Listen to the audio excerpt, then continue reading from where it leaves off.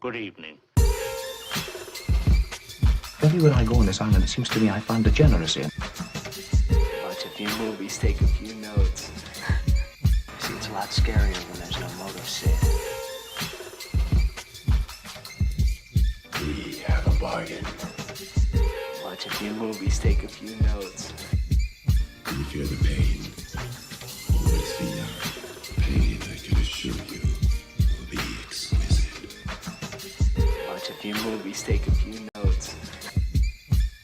His entire work consists of violence, all the time. Obsessed with the issue of violence, mayhem, gouging out of eyes, autopsies on the stage. Come. It is time to keep your appointment.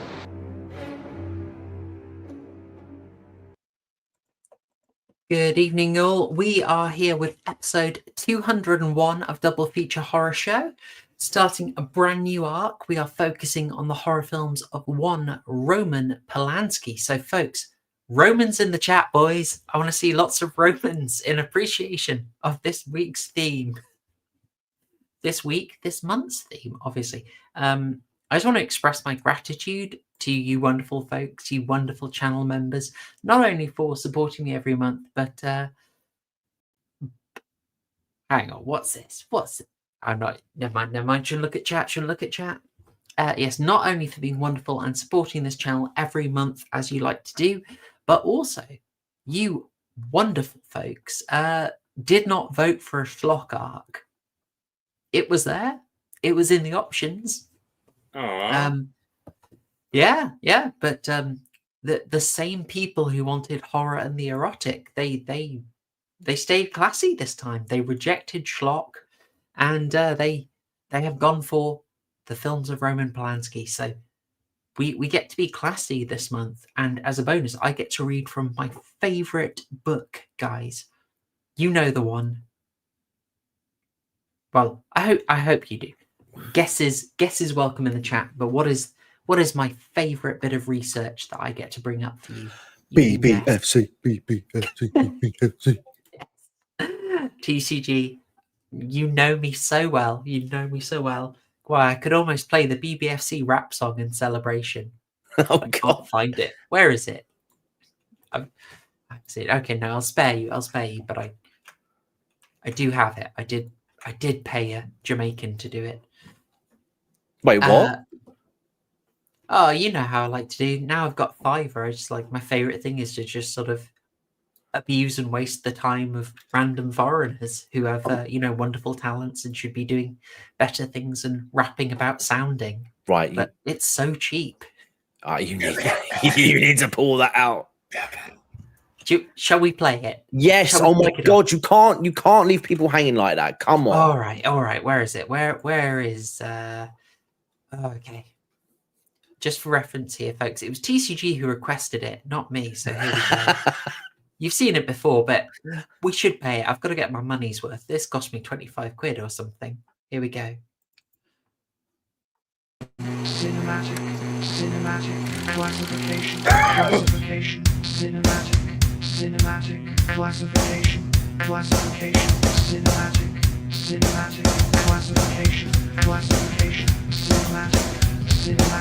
classification. Well, now, don't you leave for a while. I've got a treat for you, cinephiles. BBFC law makes you smile. Detailed like my automobile. Love this bit, you're gonna. 1916 TP O'Connor, banning blasphemy and marijuana. All activity that'll cause dishonor. Well, if you listen up, you're up to date.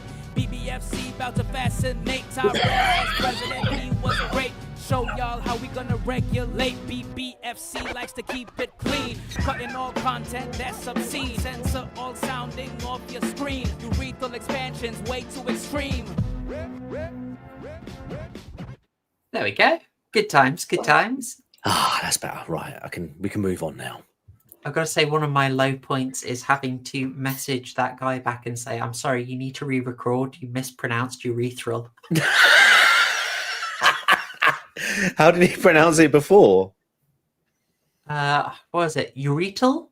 Urital. You shouldn't. Do you still have that original recording? I think I do.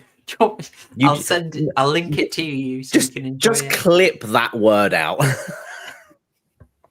Use it as like a little soundboard clip or something. I'll mix it up with that and AA saying "bloody Indians."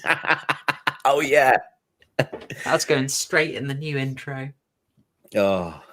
Anyway, thank you, Lawrence, for kicking things off with £2. Very much welcome. Saying it nonsense, it love proper aura, simple as. Very true, very true. Thank you. Sharing that Baz wisdom, we love it. We absolutely love it. Much appreciated. Yeah, as I was saying, wonderful, wonderful channel members. They pay, they voted, and you know what else? They get rewarded. So just while we're doing a quick bit of shilling, I'll say that for channel members, there is a new commentary out. That commentary is on Talk to Me. So if you're a YouTube member, you'll see it in your options, and if you are on Subscribestar, you will see it over there. So there you go, YouTube and Subscribestar memberships. There you go, exclusive content, wonderful. And of course, links to my wonderful guests is in the description. I should, of course, welcome guests.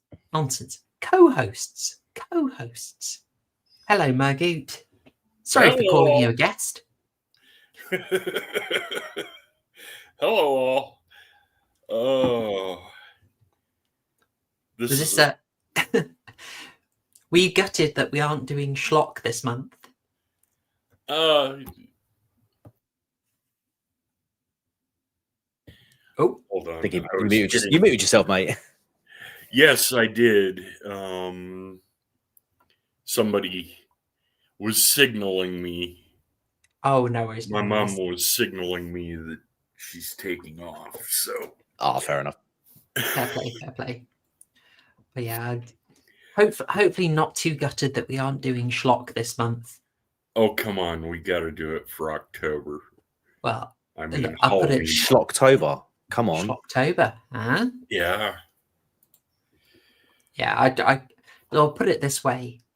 Horror and the Erotic turned up 3 times before it was voted for. So think of it like I'm kind of inspired by EU referendums here.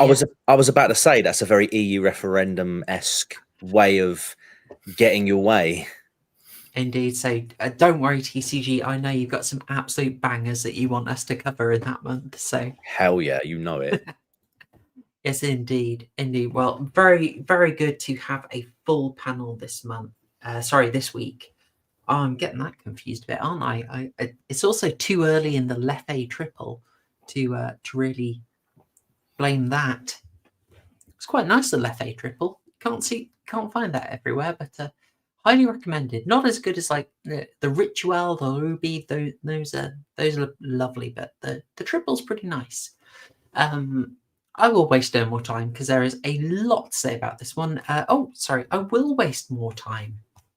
One extra thing I was going to say is that good friend of the channel, Last Things, has released a formerly exclusive bit of content, and I am going to get you the link to it now.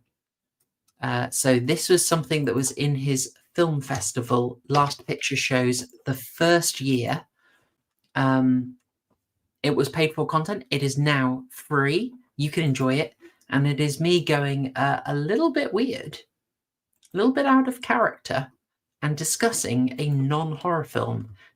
So if you want to hear me talking about everything everywhere all at once, that is the link you want to go for.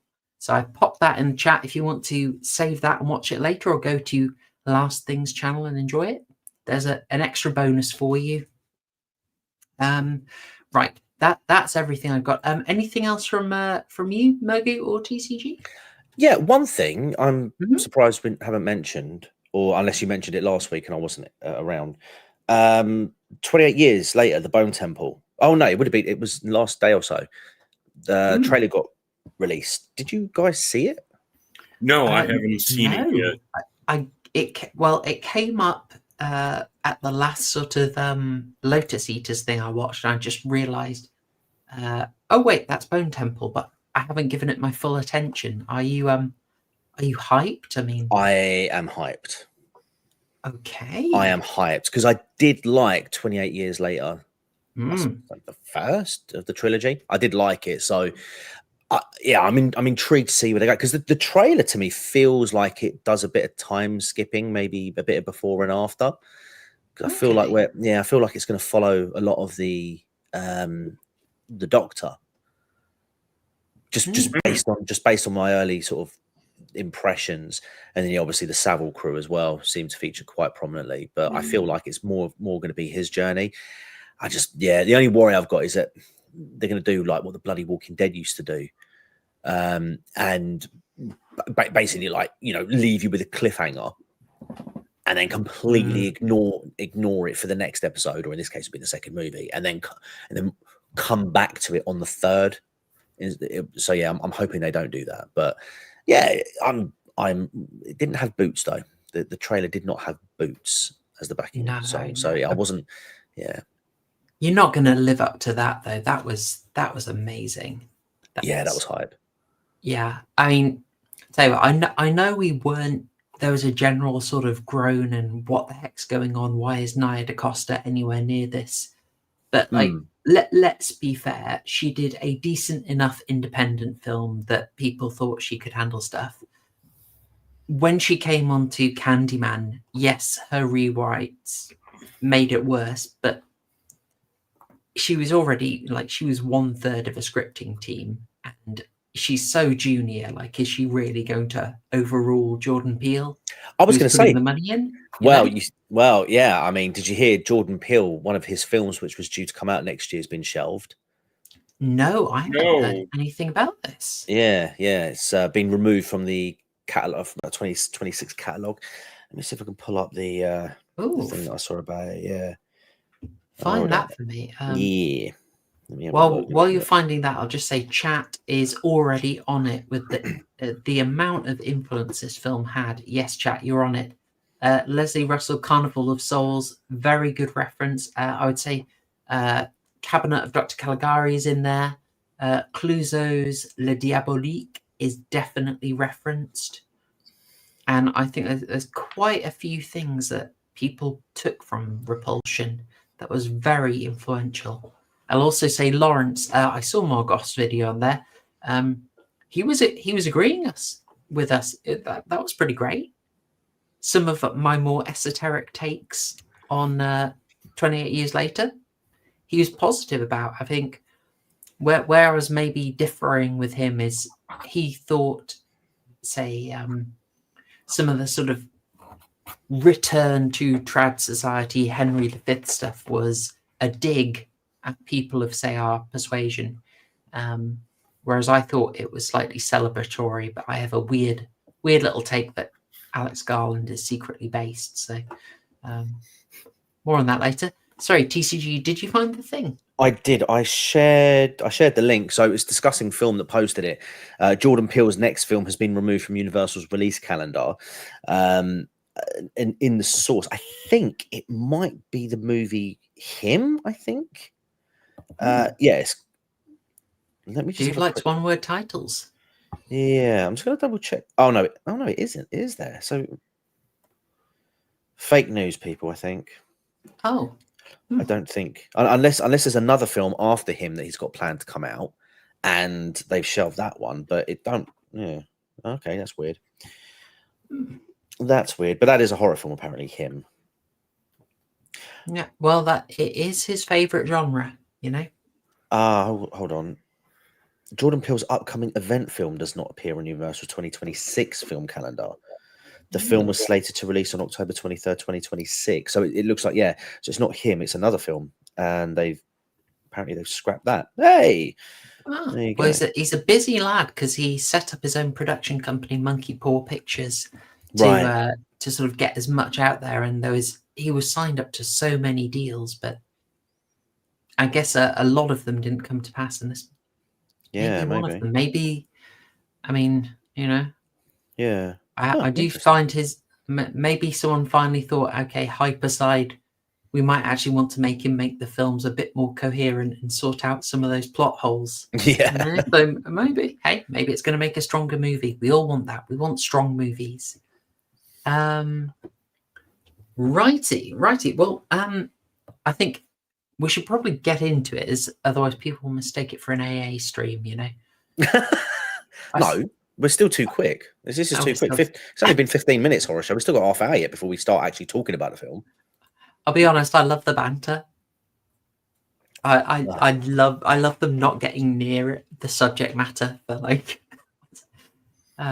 45 minutes. I love it. Yeah. One of the first ones of hypernormalization, they covered 9 minutes of footage in 2 hours 45. I thought you got to respect that. That is EFAP levels of coverage. That. Oh, it's brilliant. If only he'd read out super chats midstream, we could get in there and just divert it and make sure make sure no one gets round to it. All right. Well, that's it. So we're talking about Roman Polanski this month, a chap with a fairly notorious reputation that probably stops him being viewed the same way he would otherwise be. We might be talking about him up there with Kubrick, up there with Lynch. Maybe that's a bit too much. Who knows? Well, but you say that, but Hollywood still has a very soft spot for him. We've seen the standing ovations. Come on. Yeah. The Oscar, when they celebrated him at the Oscars, and Meryl Streep clapped like a seal. Mm-hmm. I will say there is that weird. I was talking about this with Waifu this morning because we were talking about Kevin Spacey, and it was that weird thing like there's a surprising amount of leniency and grey zone for noncing that really just is not afforded to anyone being, say, like a vaguely conservative. Like, look, diddling is one thing, but MAGA, come on. Yeah. Really makes you think. We might sort of, I don't know. I feel maybe discussion of his crimes are maybe best put off for a moment, but it's not like we can avoid them. Adam Loves Horror, thank you for sending $2 in, asking, did I shill? I shilled a bit. I could shill more. I could, for instance, ask you to like the stream and to leave a comment if you're one of those fabulous people who watches on the replay, because I gather that algo has been messed with, and it's that sort of sign of engagement that you're really enjoying what we're doing that counts even more. So please do the like if you like this content, and leave a comment. That would be super, super helpful. How about that? Was that good chilling? I hope that was good chilling, Adam. That was pretty tidy. That was pretty tidy. We try, yeah. Okay, I'll give it a go. Yeah, we're going to have this weird irony, and you could, guys, tell me if I'm insane, but there is this irony for me that Polanski has centered certainly this film and later films, but around these wonderfully empathic, subjective stories of women, right? Really doing a brilliant job of getting inside the head. And then, gosh darn. Turns out he's a self-insert for all the abusers. Yeah. Self-insert is the phrase, yes. That is the operative word. Quite literally, yes. It is. Oh man, it's weird, isn't it? It is almost like you are getting a look into the mind of Polanski. Watching this film, I know that there are some things that you can do where you can separate the art from the man. I won't lie, I had a bit of a difficult time doing that, because it just felt like Polanski was just outright exposing himself years before the event. Exposing, huh? Quite, yeah, figuratively and literally. Yeah, I mean, it's I don't know, it's material that certainly occupied his mind. It's a hell of a choice for for your debut horror film. Let's just put it that way. Oof. What scares women, thinks Roman Polanski. I know, me. Don't say method directing. Method directing. You know. Yeah, you know, I get exactly what you mean. Like, for several years, I did not go near his stuff. I have obviously slackened on that, but I do find it weird. And I'll tell you something that slackened me on it was basically realizing how many directors you have a huge problem with. Tell you what, I'll do this. I'll drop you a little nugget. All right. A classic Hollywood star, David O. Selznick, is a very bad, scary person to check the Wikipedia of. Dude was a monster, a notorious monster, and involved in the production of some of your favorite movies, Hitchcock's Rebecca, Gone with the Wind. But dude had his office customized so that he had a button under his desk which would lock the doors. I will let you think in your own time why he might have wanted to do that. But special button there. But you may have heard Selznick referenced in Quentin Tarantino's Inglourious Bastards. And I don't want to derail the stream, but I'll just maybe watch that scene again and try and think what Tarantino's saying when he mentions Selznick in there. I'll just leave that there for people. But yes, not just him, many other people. People often throw Friedkin in there. If you can't separate art from the artist, you are cut off from a lot of films, which seems like a poor excuse, but yeah, I don't know, man. Murgoot, want to weigh in on that one, since we're all going into the murky waters? I'm trying not to. I mean, talk about producers and directors. I mean, Weinstein, Selznick, Polanski, Victor Salva of the excellent Jeepers Creepers. Yeah. Who's the one? The director and producer of Powder. Victor Salva. Oh, that's Salva? Him. Yeah. Okay. Who is the guy who trapped Judy Garland in his office when she was below 16? What? Is that not Selznick? That could no, it's not Selznick. Selznick was who was the other child actor? Come on. It was Shirley Temple who was warned about him. Thank you. Yes, Shirley Temple. That's who I'm thinking of. I did not know Judy Garland had the same situation. Oh yeah, she was. Her mother pushed her into things, got her hooked on amphetamines to keep her weight down. I mean, she basically died of a drug overdose. She did and indeed. Liza Minnelli, her daughter, was all screwed up because of things like that. Oh yeah. Wait, who was that? Sorry, because I was just looking up the Judy Garland thing, and she was found dead in a locked bathroom, overdosed on barbiturates. Yeah. Wow. Yeah. So, yeah, I can't think I can't think who that producer would be, but suffice to say, we are clearly not short of dodgy types in Hollywood. It might be just why David Lynch seemed to return to that as a theme in increasingly less coded ways over and over again. Now, Stanley Kubrick may have made the same hidden implications in some films, but Alas, this is, I think it's a rabbit hole we're not going to be able to dodge. So I'll just say shall we get a little bit into a pint of Guinness summary to kick us off? Anyone feels Certainly. up for that? You star. Thank you, Murgoot.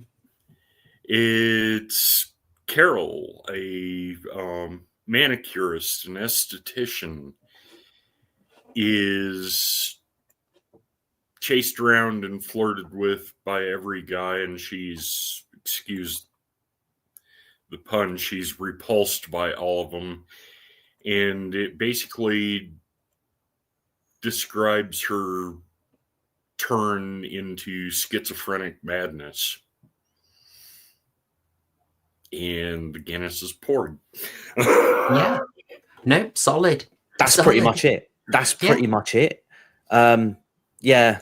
Sister goes away being like, now you promise not to go absolutely stark raving crazy. And she's like, sure, baby, whatever. And oof, oh dear. Yeah, that is it. I mean, if you're trying to say what happens in it, I mean, there's a great amount of debate we can do about what actually happens. It's because Polanski hits us really early on with, well, actually, where our title sequence is. Title sequence starts off with a close-up on Carol's eyes. Carol, played by Catherine Deneuve, 22 when she was making this, but we're zooming in on someone's eye. Now, this is your classic, well, one of your very classic ways of symbolizing. We're getting an extremely subjective film here. We're starting off inside her POV, and of course, the film ends with a close-up on the eye. Although noticeably, we start off zooming in on the lightened eye. Hopefully, people can see my mouse here. We've got one eye light, one eye dark. And we've got the same thing at the end, but the final shot, we're closing in on her dark eye. So sort of deeper into the subjective vision, but perhaps a bit grimmer. So we'll try and unpack what actually happens, but that is absolutely the basis of it. Murgoot, first watch for you? Yes. Ooh. Yep. I've heard about it. I've never watched it. And yeah, it was interesting, but it's definitely early Polanski. Yes. His second ever film. He tried many a genre. Like he's got quite a few erotic thrillers. Which sounds dodgy saying, but they look interesting. I mean, like, be quite interested to see what he does with that. Polanski be like, interested, eh? Why don't you come and take a look at my private collection? God. By private, I mean my balls. Oh, his collection of privates. Yeah, the meat and two veg. I see. Exactly, I see what you did there. Yeah, he comes back to horror a lot. I mean, we kind of have 5 to choose from when we're going for this. Yeah, early effort for him. John Goris asking, is the Leaning Tower of Pisa just a cheeky symbol? Not in the least. It is, I think, highly deliberate. What do you think, guys? The fact that her sister goes off with her fancy man, married fancy man. Yeah, it ain't short, it ain't shriveled, but it does hang to the left. Yep. So, well, I suppose depending on where you're looking at it, but yes, the sights.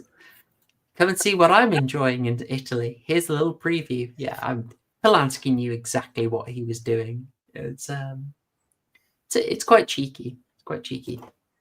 I mean, this film. That's something somewhat symbolic, but this film does go into some more direct territory. Like it contains consensual and non-consensual sexual action, which was quite boundary pushing at the time. Polanski was later found out to be a subject matter expert in that subject. He was indeed. He was indeed. So, you know, those scenes were done well because you had experts on hand to direct, point, and shoot. You know, I They almost just didn't wonder. know it yet.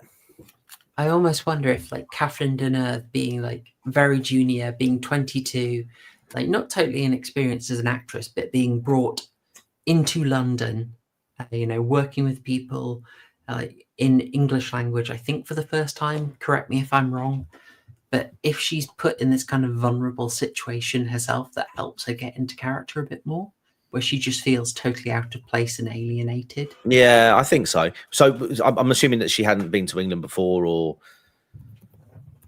I could not confirm, but you know, at 22, I imagine it's a bit new for her. It was certainly the first English language film for Polanski. Gotcha. Because I was going to say, I mean, with Carol in particular, that early scene when she's walking through, it's London, isn't it? She's walking through. Is it London? Yeah, she's around Kensington. Yeah, don't she? It's a bit lovely. She is walking very like it almost felt unnatural, like out of place. Did you guys notice that? Yes. Yeah. She looks kind of zombified the whole time anyway. Yeah. Now I didn't know whether that was because she just had the camera right in front of her face as she was walking for quite a bit of that scene, like trying her best not like, don't look at the camera, don't look at the camera, don't look at the camera. But I think it kind of fits into her character because, you know, it's she's a bit of an oddball, and almost like overly conscious about any sort of interaction. So I suppose, you know, it's almost like she's living in a constant. Yeah, she's living in a constant state of fear, pretty much, isn't she? I mean, totally, and something we only get to appreciate later. Yeah. TCG, I don't think I asked you. First watch of this film for you? Of course it was. Yeah. I tend not to watch many films before my birth year, so yeah, it's always a delight to get some new experiences that are like older than I am. Although I will say, because I don't think we'll touch upon this, but I Bridget, come on! I mean, I was not expecting to see one of the screws from Bad Girls in this film. I don't know if I've got a photo of her, but when we were talking about this in the chat, it's like I mean, I never expected a blooming Bad Girls reference. Yeah, I know. Pull up the quick. Do it. Yeah, it's Helen Fraser. No. TV series. Oh, dear. Mate, Bad Girls was brilliant. Oh, I mean, I got a proper Brit nostalgia flashback. Do you remember when they did the crossover between Bad Girls and Footballers' Wives, where one of the girls, one of the main characters from Footballers' Wives went to prison, and they ended up going to the prison where Bad Girls was the Bad Girls universe is, and it's like, oh my god, they're the same universe. Brilliant, genius, absolutely genius. And look, there he is, Dirty Boy Jim Fenner.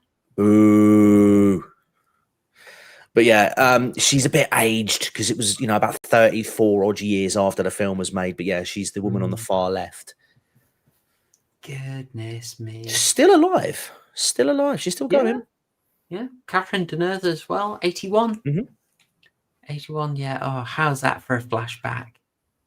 Shocking. I was hooked on that back in the day. I love that. Oh, yeah. My mum used to love watching that. Christopher Biggins turning up. Poor Brits turning up watching this. Like, can we get back to Polanski? Yeah. No, you will have your 90s nostalgia and you'll bloody love it.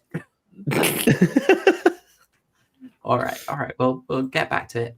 I tell you, I did love this aspect of seeing 1960s London. Something felt very, very right about it. Yeah, just like it's just unself-conscious. Just this little, you see things like, oh yeah, that's Kensington. I know that. I know that station. It's like just fascinating to see it. They never intended that. It was just entirely contemporary. But for us, it's sort of, oh wow, suddenly it's this documentary interest, because they're shooting mostly outside in London as it was, or in a real rotten flat, somewhat facilitated by sets in Twickenham Studios, but it's pretty obvious when they are moving to a Twickenham Studios set. So otherwise you just get this really interesting glimpse into London. Oh, absolutely love it. Adam Loves Horror sending in another $2. Thank you so much. Saying Woody Allen is also not also, of course, Woody Allen. Debated, but didn't he marry his adopted daughter? Adopted, yes. Yeah. Adopted daughter with Mia Farrow, who we will see in Rosemary's Baby. Yeah, I mean, that is weird, isn't it? That's very weird. Yeah, Soon Yi Previn, and I mean, yeah, he stuck with her, but I don't know how big a plus that is. It gives the old heebie-jeebies, and he would cast himself with love interests at an age difference that puts Leonardo DiCaprio to shame. Jeez. Anyway, Adam has also complimented us. We are awesome. We appreciate that, Adam. We appreciate that very much. There was so much in this that was great. We do need to mention that it was Gerard Brach was also co-writing this, and Lawrence has popped an interesting bit of trivia about Brach's early life in the chat there for you. Crikey Moses. DCG, what stood out for you about this film? Okay. The interactions, for a start. I said to the people in chat, I said to Horror Show and Murgoot as I was watching this is literally the men only want one thing, and it's absolutely disgusting meme personified. It's like it just seemed like no man was able to have a conversation with Carol without wanting to get underneath her blouse, The one who was closest probably was Colin, but my God, he was a bit clingy. Even he was like overtly clingy. Like I don't know I didn't get the relationship between them two at the start. Does he know? Like, did he know her before, or was that scene when he sees her walking, like at the beginning when he sees her walking past the pub and he's knocking on the window? Is that the first time he's seen her? I don't know. I've got a schizo reading of that if you want. Okay. But yeah, so I felt like if that was the first time seeing her, man, like as the film goes on, because there's not a lot of time that passes, it's only like a few days or whatever, or like 2 weeks between the start and end. But the guy is just infatuated, like immediately. There's no sort of like courtship or build up. It's weird, and then everybody else is just like creepy as fuck, and I'm just like, I'm not buying that too much. But it may not all be reality, I guess, as the film goes on. The pacing was another issue for me as well. We got about 45-50 minutes in before anything really started happening. Yeah, I think we all said, and it's at the risk of sounding like a Philistine, and I'll try and big myself up here in the attention span stakes. I love me Barry Lyndon. Give me me extra long Barry Lyndon cut. Love it. Can't get enough. Eyes Wide Shut. He was rushing it. I have to watch Eyes Wide Shut at half speed to fully enjoy it. But having said that, I felt this film dragged a bit. Yeah, it's only an hour and 45. But I gotta say, I think there's at least 15 minutes in there. Yeah, the start that could go. Yeah, definitely. Or if they wanted to keep the same time frame, replace the 15 minutes that they could cut from the start just to enhance the middle act, or or the third act. Because I would have liked to have seen more schizo. Because do you know what? One thing I will say, you asked what stood out for me. The special effects that they use, like the walls, the hands coming through. Obviously, we'll get through it later. But some of the imagery I thought was I actually thought was a bit ahead of its time. I was quite Hell impressed, yeah. and it felt a little bit more gory than, not that you saw too much, but what you did see felt a little bit more out there than what you would normally get from a horror film in the 60s. That said, it did keep the same sort of like tone deaf music where, you know, it's a bit jingly when someone's bludgeoning someone else, and it's kind of like, that doesn't really fit. But that's a product of its time, I think. I think it's a very fair comment that the music had this disconnect with what we were seeing, and I'm not sure it was as deliberate. It's like putting it out there. This is a movie that was made for £65,000 by a very junior director with very limited resources.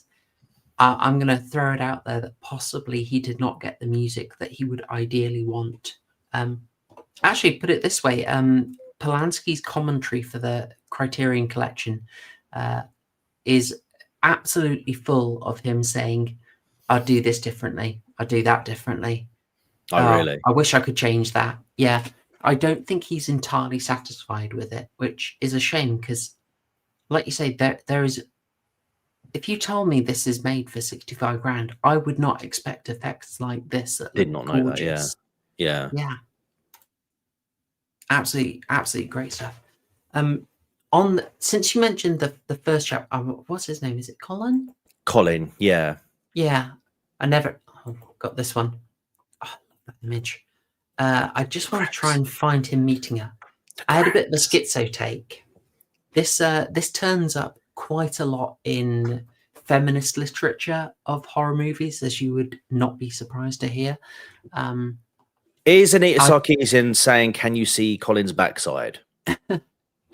I couldn't find them agreeing, so I think I might be more schizo than the feminist writers on this.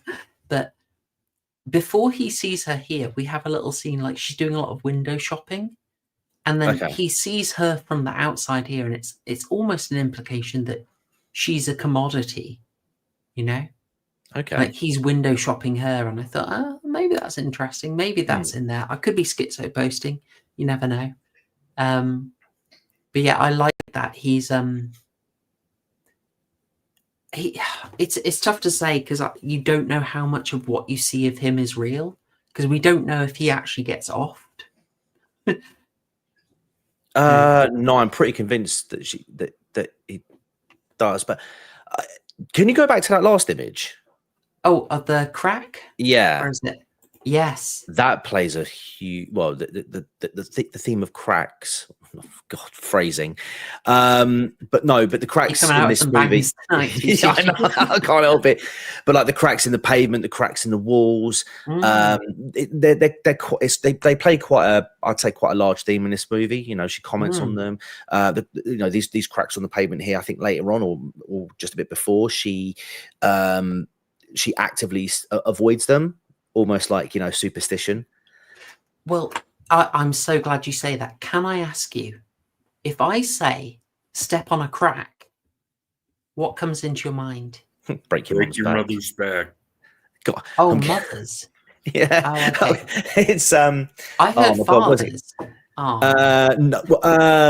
well, it might be, but Cyanide and Happiness did a skit where they did that. Have you seen that? No. So break your mother's back, and then like the mum's back, like the kid's doing hopscotch, and she's like, da, da, da, da, break your mother's back, and then the mum's back just go, ah! But then like, and then she goes like, you know, da, da, da, da, you know, break your father's back, and the dad sort of looks over like, oh my god, and nothing happens, and then about 3 seconds later, the postman across the road's back goes. I love it. Oh, Samson, you've covered Repulsion, eh? I can. Ooh, classy lad. I should have got your thoughts on this, Samson. Give us your thoughts on Repulsion. We want to hear it. Yeah, Crack's absolutely fantastic. I think if Polanski and his co-writer were English, I would like be certain that they know about like step on the crack, make your brother, break your mother's back or break your father's back or whatever. But the idea that you shouldn't step on it or everything will fall apart. But it's certainly this wonderful recurring motif about just like things about to break apart. Yeah, yeah. It's so good. Her like fascination with it, her fixation on it, so that this guy has to come into the point of view to sort of break it up for her. It's amazing. Like it's just telling you she is someone who's going to see things absolutely break apart over the movie, and she's fixated on it, like almost she's so fixated on it she's kind of going to summon it, you know. Yeah, it's almost like it's almost like focusing on a problem makes it worse, you know. If that makes sense. It's focusing on it between the motif of the cracks and watching her sanity crack. And then the other motif is the ticking rhythm of the clocks, the bells, the spoon man coming across the street, and everything sounding louder and faster as time goes on. Showing just the procession of her descent over time. Yeah, it's also interesting. Like she never actually really opens up to the problems that she's having with anybody else, which kind of symbolized by the fact that when she's in the kitchen, I think it is, with her older sister, and she sees the cracks in the walls, she sort of says somebody needs to fix those cracks in the walls, but she's not. But it's not something she takes upon herself, which you could argue represents her failing to fix her own problems, address her own problems, seek help, or anything like that. So, well, she misses 3 days of work. She does. Spaces out, and the madame of the esthetician's studio asks her what she's been doing for 3 days, and she lies and says her auntie was sick and she had to go take care of her.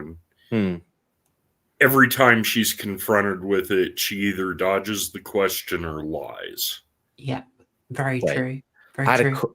Samson, I had a course mate who got a schizophrenia test after watching the film and having the lecture, and turns out he actually was this film. What on earth? But did that help in film school? I mean, you did say that it was extensive schizo posting, you know? That is a heck of a story, though. Blooming heck. Just when you mentioned the first time she sees cracks in the kitchen, that was brilliant, because we're looking at her. We don't see the crack then. Yeah. So it's like really put in your mind, is that actually there or not? Yeah. Was her sister kind of ignoring it? And I'm really interested in like, how much is her sister aware of? Because she's definitely aware her sister is fragile. Sorry, the older sister, played by Yvonne Furneaux, definitely knows she's fragile, but I don't think she knows how bad it is. Yeah, but she almost seems dismissive though at the same time. Like when Michael comes round, because initially, she's Carol's under the impression that they're going to have dinner at home, they're going to have rabbit, Michael's going to come round, and it's going to be the three of them. And then it quickly turns into Michael taking, I can't remember her older sister's name now. Let me get that for you. You know how it is. We never remember. It's Ellen Ledoux. Ellen. Yeah, okay, cool. Brilliant. Yeah, Helen. When Helen goes to go and get dressed, and Carol goes into the room, she's like, so are you having dinner? Like, are you staying? And she's like, I'm having dinner, but not here. And then obviously, like, Carol sort of sits on the bed, starts sort of like twiddling around, and she's like, "Oh, you don't have to be so sulky." But she's not really. She just doesn't seem aware of the issues at all, or is dismissive of them. I found she was extremely childlike. When I was just going back and getting my screen caps, I really started noticing in the early bits how childlike she is. Yeah. Like, she's got little childlike ornaments, like toys around her. And I just thought, oh, those are odd ornaments, okay. And there's like, oh no, they're childlike. And then she's on the bed and she's playing with a stuffed toy. Mm. Mm-hmm. But it really hit hard. Like the Wikipedia will tell you there is an implication of childhood sexual abuse. And I'm like, an implication? It's like in your face, especially like if you haven't figured it out by the end of the film, it bloody tells you with that photo. It's maybe some people just don't have the high level of media literacy. I know, right? You've got this young, attractive woman who has completely isolated herself from the outside world, effectively, like, mentally, that is, and is just unwilling to engage with any sort of male interaction. Like she's like that first interaction that she has with Michael when he arrives at the flat, and he's like, "Oh, it's my beautiful girlfriend's younger sister, like, comment ça va?" And then he touches her face and she just instantly recoils. It's not like playful, like, "Oh, get away." It's like genuine, like, "Oh my God, like, don't touch me." Like, it's fear. And you're like, yeah, exactly. It's fit. Exactly. And even like, and again, you go back to the conversation she was having with Colin, like, he was trying to get her out for dinner, and she was just using the dinner with the sister as an excuse. Like, she'd rather be with her sister in that sort of safe space than actually, put herself out there. And it's like, okay, like this isn't normal behavior. Like, it takes a while to hit, doesn't it? Like how extreme it is. But I think, you say like that initial thing, the initial thing of she sees his stuff in the bathroom and freaks, and I'm just like, he's taking up space, he's being gross, he's put his stuff in your glass. I'd be annoyed too. It's wonderful how you can read it the one way, and then on the second one, it's just like, it does seem like a sort of older man father presence in there is causing her to chimp. Well, it's also every time Helen goes to another room, Michael turns around and gives all of his attention to Carol, and she's very, very off-put, and Helen doesn't seem to notice too much. Yeah, it also doesn't help the fact that Michael, in Carol's eyes, is probably immoral anyway, because, I'm probably disappointed with her sister in some ways, because obviously she's, Michael is a married man. And they also knock boots, and you hear him through the wall, and keeps Carol up. Yeah, but I'm more thinking of the fact that because he's a married man, obviously he should have these obligations and commitments to his wife, but here he is like gallivanting with her sister, and if her experience with men growing up has been a negative one, that just reinforces that negative stereotype. And seeing things like the razor, the toothbrush, or like the shaving kit, just further like deepens that distrust and hatred towards him, and by proxy other people, other blokes. Absolutely. Just while you mentioned that does lead us into some really key cinema history. So forgive me reaching out for my favorite book. I'll just say, by the way, this made me, I don't think it's intentional, but the scene where she is listening to her sister get plowed made me like, have you guys seen Shame by Steve McQueen? It's got Michael Fassbender.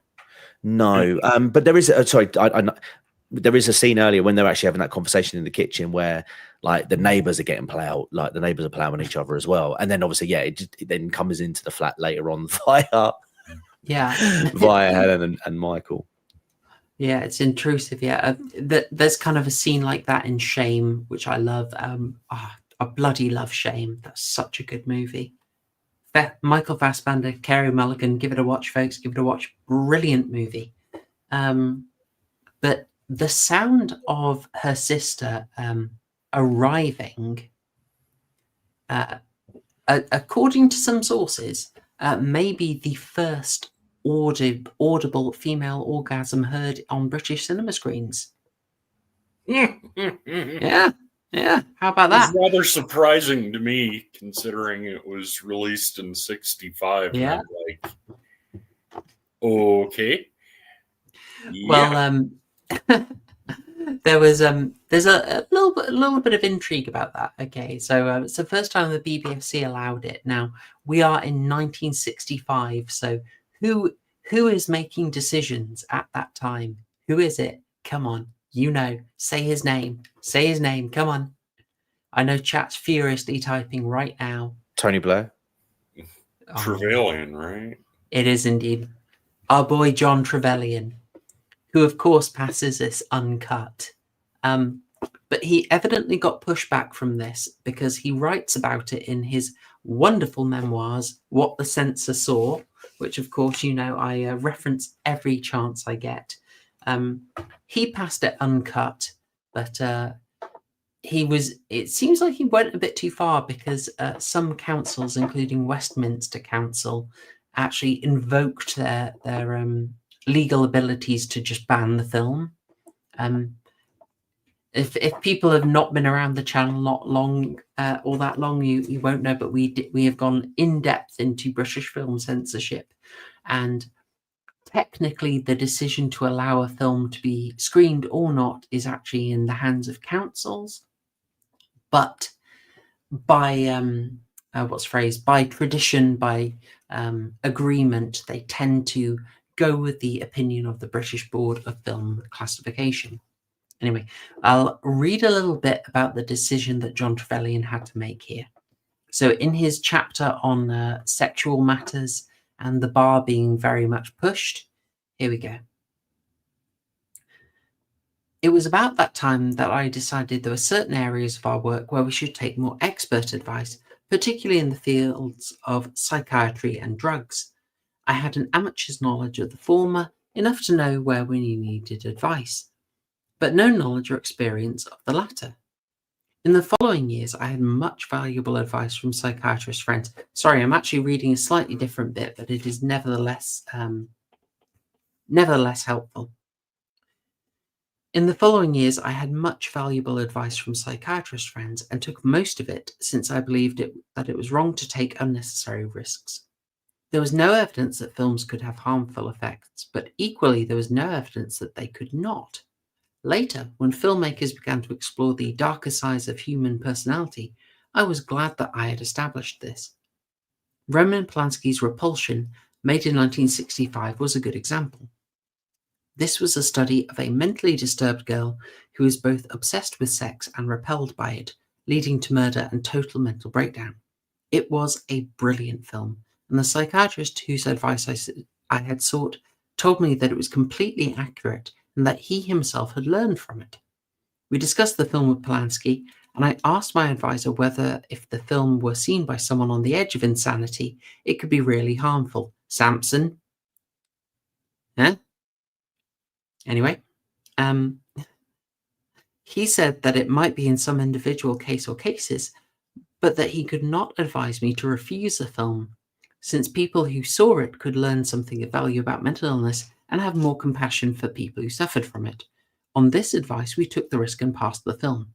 I heard later that the censorship boards in Sweden had taken the advice of a panel of 3 psychiatrists who had unanimously recommended that the film should not be passed. Later, this decision was altered, and the film was shown in Sweden. I have never heard whether anyone in either country was pushed into insanity by seeing the film, but such information would probably never reach me. I don't know. Well, I mean, in the years since, Samson's buddy. maybe. But it's interesting. It's something Trevelyan does. Is a bit of the old Tony Blair classic. We'll go to the experts. Of course, what people were more concerned about was sort of the effect of it, but whether it was really pushing the bounds, whether the sexual content was pushing the bounds. And, Trevelyan leaned on experts to make the decision for him. So there you go. But interesting. He passed it uncut, and some councils found that a bit too lenient. When we say uncut, it got the maximum certificate at the time, which was an X, which meant you had to be 16 or above to see it. Weirdly, later, there was a bit of pushback on the BBFC over giving it a 15 certificate, like 40 years later. But it's like, come on, it's 1 year's difference. The original X certificate is for 16 years old. Come on, bloody hell.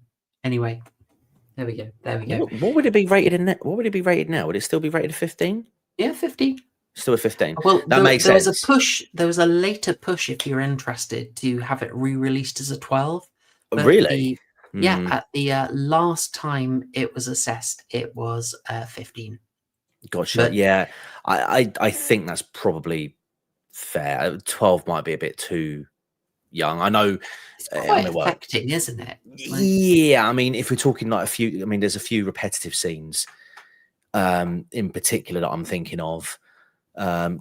Space dream sequences, let's say. I don't really want to say the word out on your channel because I care about your monetization status. But I'd be hard pressed to see how that could. Even though it's not overly graphic, I mean, it's enough to like really creep you out. Yeah, I'd be hard pressed to justify showing that to 12-year-olds. Basically, it's just weird. Mind you, though, Polanski would probably be all for it. Yeah. I mean, maybe we should discuss those scenes because, like, something that helped the case for the BBFC is that you're hearing sexual contact, but you're not seeing it. Now we've got to remember, in 1965, that was still a heck of a lot. Hearing people getting it on was a lot. But the actual scenes where she seemingly relives it. Being forced into sex was muted. You don't see much. Like you don't see much, but also you don't hear her because there's total silence. Total silence, except for the ticking. It's a complete 180 on the which I think was really interesting. Yes, I mean, I think we should talk about especially the sound of the ticking. Before we go further, I just want to thank Adam Lazara for, again, so generous and very much appreciated, sending in $5 saying, going back to work, catch up later. Yeah, bless you, American watchers. I assume America, I know your time zone, but bless you for watching midday, kudos. Yeah, appreciate it. We're like lotus eaters for them. Aren't we? We're coming out in the middle of their workday. They're all skiving watching us. That's it, yeah. Yeah, don't work. Lotus eaters for us is like like Good Morning Britain. Is 8 o'clock in the morning. For me, it's 6 in the morning. It's literally Good Morning Britain. Coast, 5 in the morning. So bloody hell. Do you know what? Credit to them people then who were getting up at like 5 o'clock, as early as 5 o'clock in the morning to tune into Lotus Eaters. Might? Oh, I'm up at 5:30, 5:45 every morning. So it doesn't really matter. Did you? Sorry to go completely off topic, but you mentioned Lotus Eaters. Did you guys see earlier this week Elon Musk like quote tweeting them, quote tweeting Bo, being like, "Oh, should I go?" Because Bo basically invited them onto the podcast, and Elon was like, oh, should I go on this podcast? It's like, can you believe it, chat? If he went on that podcast, we hear his response to Bo and his response to Harry. Yeah. You guys realize if he went on that podcast, we'd be one step removed from frigging Elon Musk. You realize that? Oh, and two steps removed from Grimes. Ooh, there's a no. Oh, okay, no. Just me. All right. But it could happen. Maybe if they need to sweeten the deal, they need to get some right-wing e-girls back in the office. No, what you need to do, to speak of right-wing e-girls, this actually fits with what I was about to say. What they need to do is get you and Elon Musk booked on the same day. So you go down there, you do some sort of like some of the paid like behind paywall content that you normally do down there, right? But Elon's down there for the main one. What you want to do is you want to have a chat with him. Hey, Elon, I've seen your work. Great stuff. PayPal, Teslas, X. Boring company. Yeah. Like boring company. Yeah. Good. Like lovely stuff. Hey, Elon, do you like horror? Do you want to talk about the R word of Britain whilst also talking about horror films? Imagine Because- Elon dropping supers. Mate, oh, God. I could see him wanting to talk about the Toxic Avenger or something like Outland or what is it? so I'm half tempted to get verified on X just so I can have a chance of him seeing my posts, just so I could ask, like, yeah, what's your favorite horror film? What do you want to watch? What do you want to talk about? Come on, It would be come on the worth show. it that, imagine Elon in your chat building you a $6,000 end tower.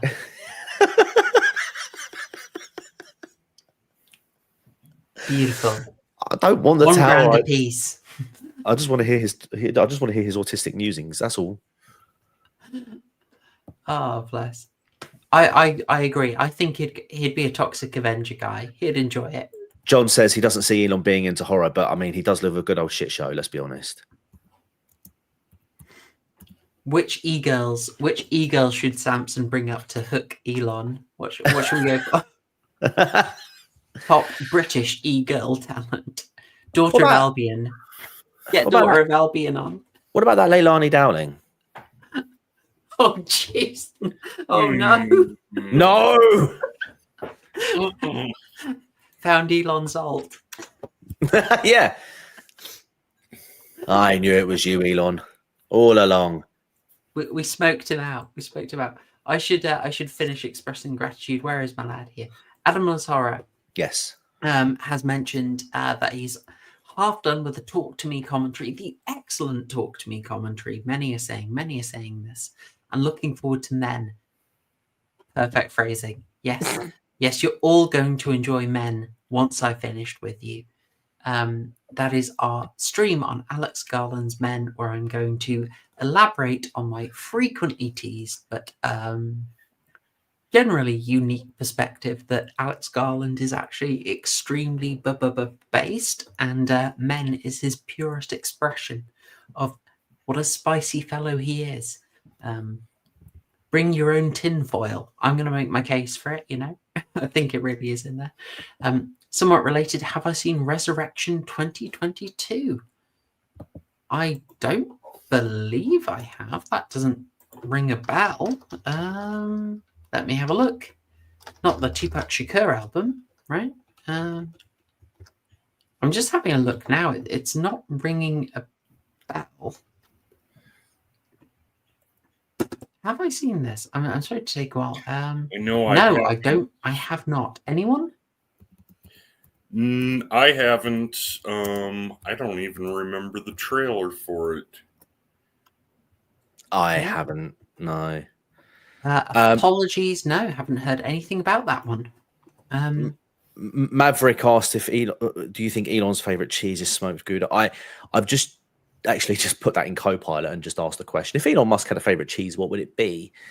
And it's come back and said, according to a cheeky moment on Twitter, Elon Musk once declared his favorite cheese to be Stilton. Yes, the bold, crumbly blue cheese from England. Yes.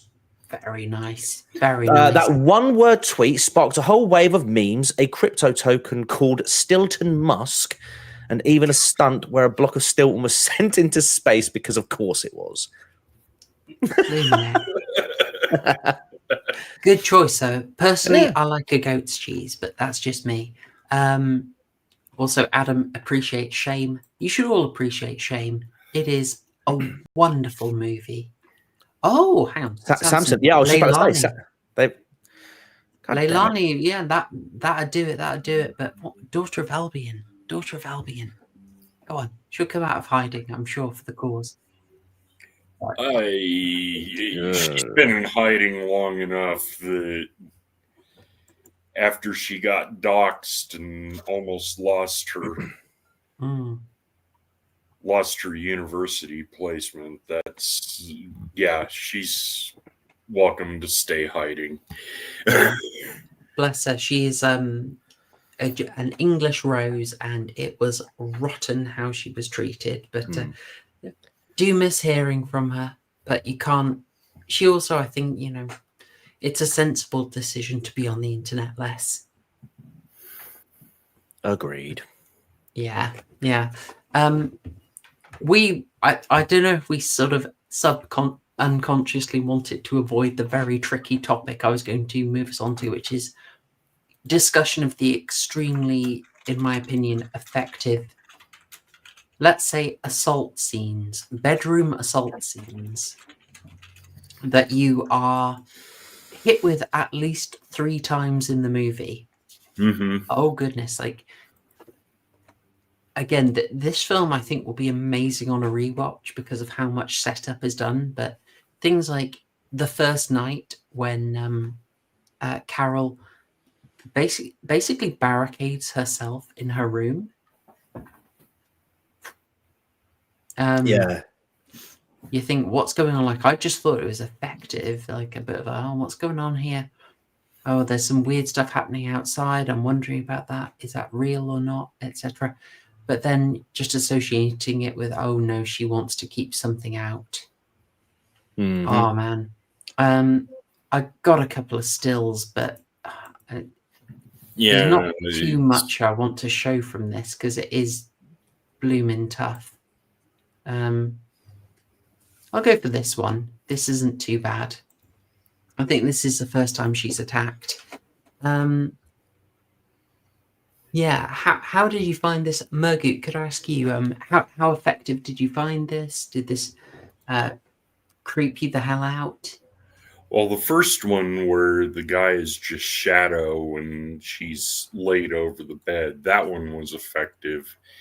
The second one was just kind of like, okay, this is overkill. And the third one was more effective than the second one, but it's still... the first one really leaves the question, was it real or was she just imagining it, remembering something from the past? I couldn't tell.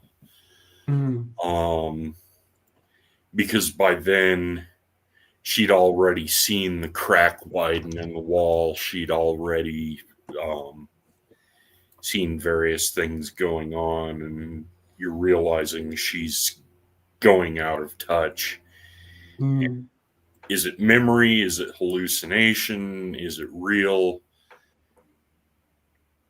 And then Polanski just takes it too far after a while. Yeah, three is a heck of a lot to show that. So was the second one the one where she's getting into bed and she just pulls over the sheet and he's already in the bed? I think so. Oh, okay, good. I thought the second one was, I mean, they all sort of worked for me, but the one where he was just in the bed already, I have it here. It worked for me because I didn't expect him to be there. It totally caught me out. It was a horrible attack. And I can I ask, I wasn't certain, but is it the same actor who plays Michael in some of the assaults? Oh, I don't know. I believe so. It seemed to me like she was. It wasn't the same actor every time, but I think in the first one it was, and it caught me out. But yeah, just it wasn't extreme, but things like taking the sound out just helped it land. Like, how did you feel about it, TCG? Yeah, it's actually surprisingly effective. Just trying to think how to word this, but yeah, the vibe I got was that by taking out the sound, you're essentially showing the audience that the victim, no matter how loud they may scream, no one will hear them because. You know what I mean? It's almost like that sense of helplessness, like nothing I do or nothing I say will get out there, if that makes sense. And I feel like that's perhaps what Carol has experienced as a child, maybe she spoke up and it was covered up by the family. Again, just headcanon here. But yeah, there's or maybe there was a general, like I say, yeah, if the family covered it up, then could that be sort of metaphorical for like just the culture of silence within that family? I guess I don't know, but yeah, it definitely. I think it added to it, and like I said earlier, this film, man, for 1965, even though it doesn't show much, it's still really. I think it's just more graphic than what you would expect for a film made at that time. I don't know. It's weird, especially where she wakes up on the floor and all she has on is the sheet over her butt and upper legs. She's just crawling around naked. Yeah, that was unexpected in a 1965 flight. Yeah, very much so. I mean, I didn't mention this earlier, but interestingly, we might as well get it in here now. The producer of it is it Compton Films? There's even a Compton Films, yeah. Yeah, there's a little note. They weren't typical film producers. They ran a sex cinema. Yeah, they ran one of those adult cinemas. It's a second time it's mentioned in Trevelyan's memoirs. He talks about how I could find the phrasing, but effectively he was allowing them to show Swedish nudist documentaries, purely educational, guys, purely educational. And he was being attacked Men in for white allowing coats and all that. Exactly, Murgoot. You've been around this channel too long. But exactly that. And so Compton's ran the cinema displaying that, and Trevelyan was under fire for allowing them to do so. And he's like, part of his defense for allowing them to show these educational documentaries from Sweden was that Compton Films also put the money into this art house pick in particular. So the reason they had no qualms about this level of like quite out there sexual content was they were displaying porn, basically. Of course they were. Yeah. So, quite a bit of film history tied up in this. On the sound thing, yeah, I like. There's so much we could say about it, and it's all interpretation. There's a representation you talked about, TCG. It could be just like just a way of marking it out a bit more. Waifu had a really interesting theory that by going silent, except for a clock ticking, it gets you to really associate the ticking with that act, like with the attacks. Okay. Oh, okay. Which Yeah. I think helps at the end, because at the end we hear the clock ticking at the very end. And she thought it's representing that Carol used to basically try and block everything out. Yeah, and just focus on one focus thing. on that, which is a common thing, isn't it? Really, Yeah. in victims, isn't it? They essentially just zone out, or effectively go to a Yeah. Yeah. And I'm sorry to take it to this place, but there's a shot late in the film where Carol basically sees herself flying up towards the ceiling, or the ceiling flying towards her. And this could be a reach, but there is a famous book on the topic of, how do I say it for YouTube? These kind of attacks on children, right? By the name of Courage to Heal. And one of the very early case studies that they talk about in that book is a woman who, when she was a child and this sort of thing was happening, would basically imagine floating up towards the ceiling. And it just made me think of that. I'm really sorry to bring this very heavy stuff up, but it's a sort of, because it's so early. I mean, I don't think Courage to Heal would have been published at that time, but right, I was going to say it stuck in my head, basically. Is that the case study that's tied?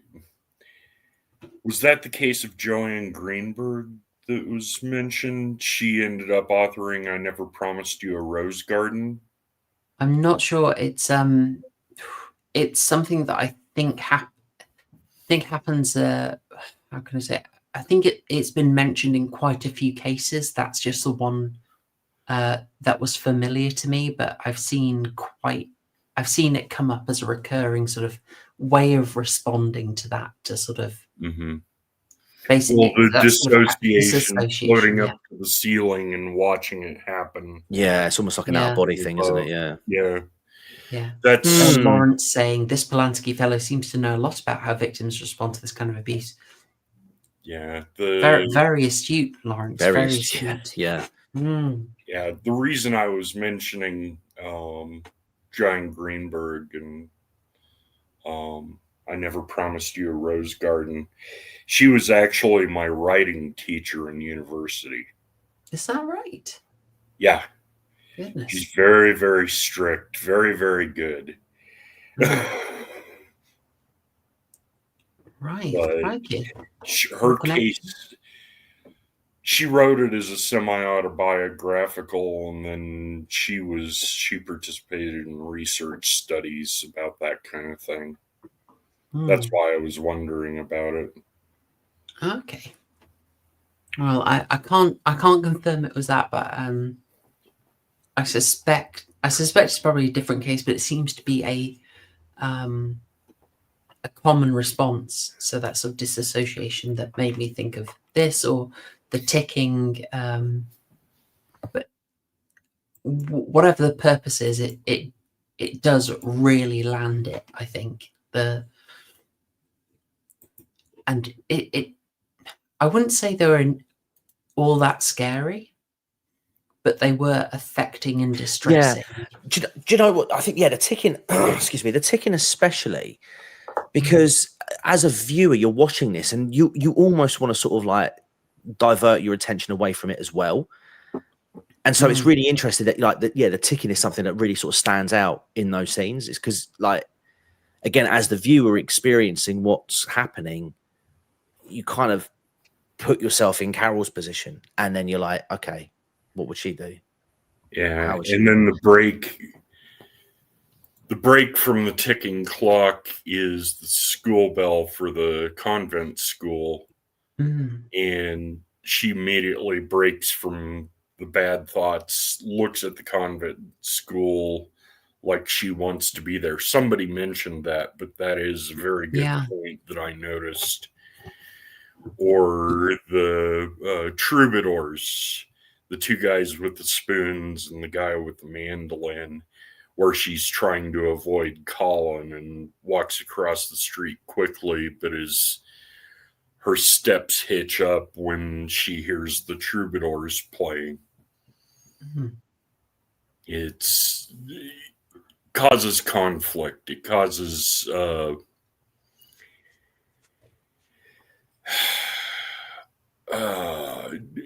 it's rhythmic and yet dissonant at the same time. It's hard to describe.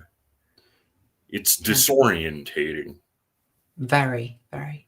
On the nuns, I thought they were really interesting just in how they fascinated her, like the symbol of purity and protection. And it's sort of interesting because they've got this lovely convent, and it's just in the middle of blooming London, this like protected pocket, and you can see where that appeals to her as like a place of safety, but it's also so distant to her. I'm just thinking, Marcus asking when's Harry coming back.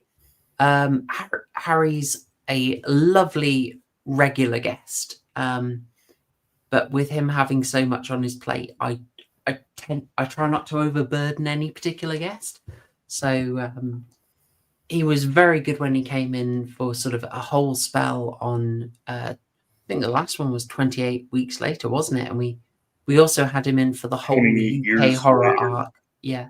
If you want to see just Harry reviews, go back to when we did the UK horror arc or the like the whole 28 days, 28 weeks series.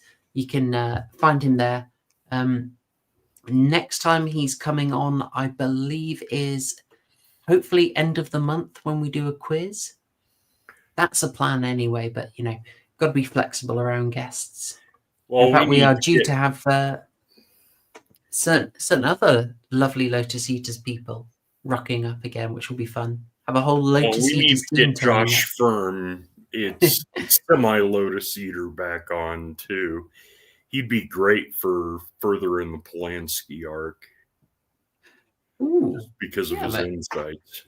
There's an idea. I'll see if Josh is up for it. We have been chatting, so yeah, why not? Why not? Let's go for it. Let's see. So we're talking about Samson. Harry is a busy lad. I feel you don't want to over ask. You don't want to over ask. Yeah, they'll start requesting. Fees, attendance fees. Exactly. I'm not going to give anyone money. Come on. Yeah, we don't even get paid. To be fair, all this money that you send to this channel goes straight into Proper Horror Show's pocket, and so it bloody should.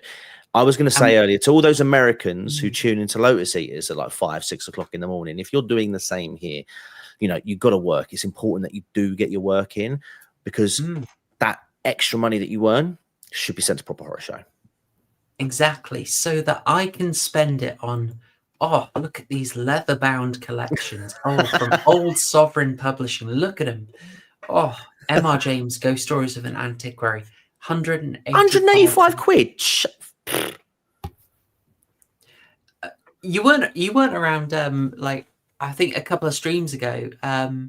But I did a big grift for that book, TCG, because I was like, I can't justify spending that at all. Crikey, no. But I did a big grift, and the reason we're having a stream on Men on Saturday is that I said if people raised enough money, if people raised 50 quid basically, then I'd go for it. I'd do a bonus stream so I can get that book. Yeah, true facts. People were generous. I will reward you. Well, if you're doing things like that, you should put a Streamlabs link in so that YouTube ain't taking 30-40% of whatever it is. Ooh. Oh, yeah, they do absolutely. It is 30%. It's crazy. It's horrible. But Streamlabs link, eh? I think Streamlabs. I think it's how much is it? I think they only take 5%, I think. Nice. Yeah, subscribe to us only like 5%, which is really nice. Yeah. I mean, YouTube, 30% is a lot, but when you consider, like the site hosting fees, the server fees, and things like that, it's like, okay, it's fine, but yeah, I guess. But it's like YouTube's doing it at scale. It's just so they should be able to do even less. But you'd think they're using market dominance. Yeah, and they're still making losses. I saved this one. I saved this image just because it's another one of those, when you watch it, when you catch it the second time, the significance, like, oh, hang on. You just think, oh, she's freaking out. The walls are cracking. Oh my gosh. And then like, hang on. There's a family photo right there. Oh no. It's a site of the family photo that is. I know. I love this stuff. Yeah, that's a great spot. I love this film. I absolutely love this film. Samson saying, I just bought a £90 history book brand new. Yes, Samson, my Oh my God. I support, look, some of these specialist history volumes, you have to buy them. You can only buy them from specific websites. I maybe won't say any more about that, but they can be like 50 quid a go for these niche volumes. Or, I'm always quoting from these, like my research, right? Yeah. It's like, it may surprise you to know that recent academic publications on post-horror as a genre aren't very popular in the mainstream. Right. There's each of those books, I swear, is like 30 quid a go. I just picked up for this, by the way, and big thank you to John Graham who tipped me off to this one. I picked up a book about that's going to be incredibly relevant to our Polanski season called House of Psychotic Women. It is the best title. This is even better than Men, Women and Chainsaws. House of Psychotic Women is my new favorite titled research book. House of Psychotic Women. Yeah. You don't just mean house, right? Sorority for short. No, it's so it's by Kia Lajeunesse, and it is a study of, well, basically films like Repulsion, ones where a female character's psychosis is the focus. And unfortunately, House of Psychotic Women, which looks gorgeous, it has got the it's got a nice still from what's the phrase, Alex Odessa in Starry Eyes from 2014. She's on the cover. She looks great, but it only arrived bloody today, so I have not been able to consult it properly. I gotta love the subtitle: an autobiographical topography of female neuroses in horror and exploitation films. You love to see it. Sorry, I sort of lost you about halfway there because I was just I sort of doom scroll. And I just saw a tweet from Politics UK. A phone was hidden near Keir Starmer set up. A phone was hidden near Keir Starmer set up to play sex noises during yesterday's PMQs. I don't know if it went off. I don't think it did. But could you imagine? Do you remember when those lads just like blasted sex noises at the BBC while they were recording? That was. Oh, was that Match of the Day? I think it was Match of the Day that happened.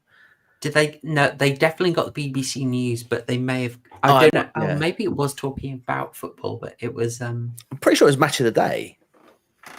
Could have been. Because it was that. Yeah, I'm not going to make the noises now, but oh my god, that would have been absolutely iconic. Who would have hidden a phone there though? Maybe disgruntled Labour MPs. It could have been Angela Rayner's spare phone. Maybe. Oh God. Where they're not averse to looking at it in the House of Commons, as we know. They have been found to do it literally. Yeah. Tory self-recording. No, it would have been a boy then. Oh God. Maverick Hunter bought a £350 bust of Chris Farley. See, we're connoisseurs around here. Wow. Lawrence, thank you for sending in £2. Very much appreciated for the co-host support. Thank you very much. I'm not going to give them any of that, but I'll send them something nice. Do you know, I think for that £2 though, I think we should show them the Elon Musk picture that I generated. Let's do it. Let's do that. Let me get that ready. Here we go. Is that? Why is that displaying weirdly? Right, let's get it into its own tab. Sorry, I'm boomering. This is why they let me in Swindon, Right, can I show that? There you go. There you go. Needs to be caffeine-free Diet Coke. That's his preferred. Oh, he looks he's so happy with his Stilton. By the way, for Stilton fans, there's also an independent, very traditional Stilton called Stitchelton. Stitchelton, very tasty. Lovely. Lawrence is also saying that Starry Eyes was a possible member request. Well, I've got to say, maybe we'll be doing a little poll for Halloween for what should be covered. Maybe, Keep requesting. It could come up. Some films I take very little persuasion on. Yes. Sorry. That's a pretty good render, I've got to say. That genuinely looks good for Stilton. Yeah. Did you ask to have him doing a little doodle? No, so what? No, I don't know why it did that, but I basically just after I read out the answer that it gave me, I just said, "Oh, can you create an image based on your previous response?" And it gave me that. I'm currently asking for a caffeine-free Diet Coke image now. Does he not like caffeinated Diet Coke? Every time he takes a shot of his nightstand with what he has on it, his various air pistols and his wallet, he always has like 3 or 4 cans of caffeine-free Diet Coke there. Yeah, I have missed this. I've missed out on this. Can I ask you about this scene here where Colin has bust his way in and is being observed by a biddy? Murgoot, do you have the phrase biddy? Yeah, the old biddy. Yeah, there we go. I didn't know if that was just a Britishism. No, it carries over here. It's yeah. Okay. The actress from Starry Eyes did a great job as Wendy in Doctor Sleep. She really did. I want to say it's Alex Odessa. I could be wrong. I really liked her in Midnight Mass as well. If you want to see her again, that's where I first saw her. There you go. Yeah. What did you think of this scene? Because it's such an interesting detail to have him be observed by this old whammons. I will be honest. Do you know what? I can't really remember this scene too well. The only thing that really sort of stuck out for me was when she was bludgeoning him, and I was just thinking that's not very, it's not very convincing bludgeoning you're doing there, love. I know the exact bit you mean, and I was saying to waifu, oof. That doesn't look good. Yeah, it looks very awkward. Times 2 speed, that one, I think. Yeah. I don't think we're being harsh about that. I mean, he's pushed so he kicked. This is Colin. Yeah, I remember he's been trying to track her down, and then he basically boots his way in. Yeah, I remember that. Which is already making you think, like, hang on, did that happen? Would he really do that? Oh man, now you say that. That's a really interesting point, actually, because you're right. You don't see the dead, like you don't see the corpses, do you? Again, for both him or the landlord, for that matter. No, there is something. All you know is there's something very horrible in the bathtub that normal people react to. Nominally, she puts his body in the bathtub, but oh, that's grim.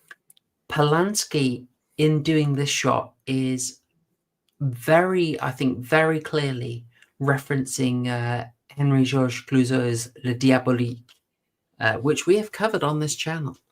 Okay. And in that case, it's the haunting image. It's the chap in the bath with his eyes open. Yeah. But in that film, that's spoilers, film from 70 years ago. In that film, that's a con. Like the guy rises up, it's a fake. Right. So that's a possible additional implication that he's not there. But nevertheless, there's something horrible in the bathtub. Could it be the rest of the rabbit, maybe? Could be the rabbit. Like really hard to say. Really hard to say what it is. It's got me thinking now. Yeah. By the way, folks, if you haven't seen Le Diabolique, super highly recommended. Wonderful 1950s horror. Very interesting. I thought the landlord pitched the rabbit. The sister never put it back in the refrigerator, and Carol ignored it even though it was rotting. I'll get you the rabbit there if you guys want to enjoy the rabbit. Yeah. By the way, they were going to use a real rabbit, but did not. My research indicates it is a model. Right. What was this talk about them? the rabbits at the beginning of the film when she mentions, oh, you know, we're having rabbit, and he's like, oh, I thought they were all killed off or something. Like, was there something going on around that time? Yeah, I'm not sure, because it would be like, oh, they're hard to get your hands on or something. Yeah. Which doesn't make sense to me. I mean, Something. we watched Hammer's The Witches, or The Devil's Own, if you go with the American title. That was 1966. That's 1 year after this. Right. Rabbits are abundant in that, like the butcher's selling that. You see the butcher prepare a rabbit. So I have no idea. It confused me. Well, that was confusing to me, because I know Britain's always had rabbits. It's Australia that they stupidly imported rabbits and let them go, and then had massive hunts in the 60s and 70s to get rid of the problem. Yeah. It was a weird line for me. I wondered about it, but I didn't find anything on it. Yeah, weird. It's just it has a sort of Cronenberg angle to it, because it's not a very flattering thing to look at. No. But certainly for us, I don't know if it would be more normalized back then, but it still looks very weird. Still looks very weird indeed, and gets really grim as they go on, as it rots further. Yeah, in the beginning, once Helen leaves it and Carol looks at it once or twice, I was wondering, while her sexual neuroses were taking over, I was wondering if it was referring to the old rabbit test, the pregnancy test, where they kill the rabbit, cut it open, and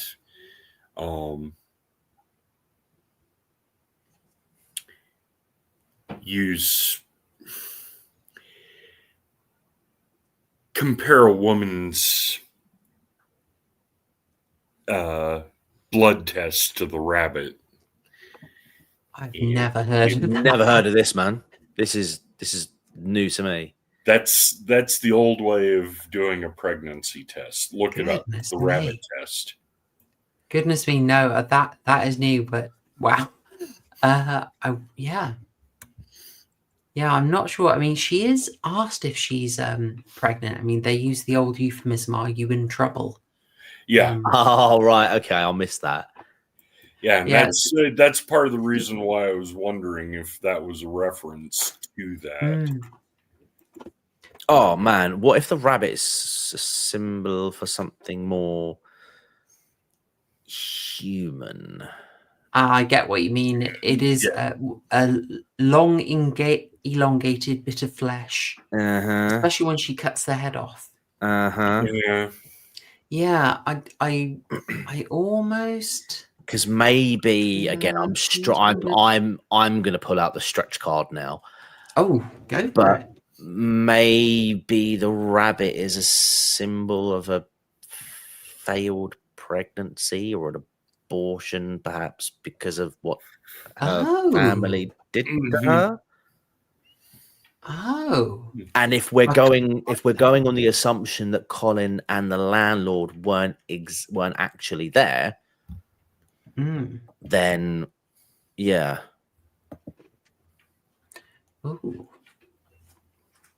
Certainly, that could be an echo for her. So, you know, why she doesn't get rid of it. Yeah. Oh, John Gorris, rabbits are a fertility figure. Unsurprisingly, there. So we could be on something there. I'm liking it. I'm liking it.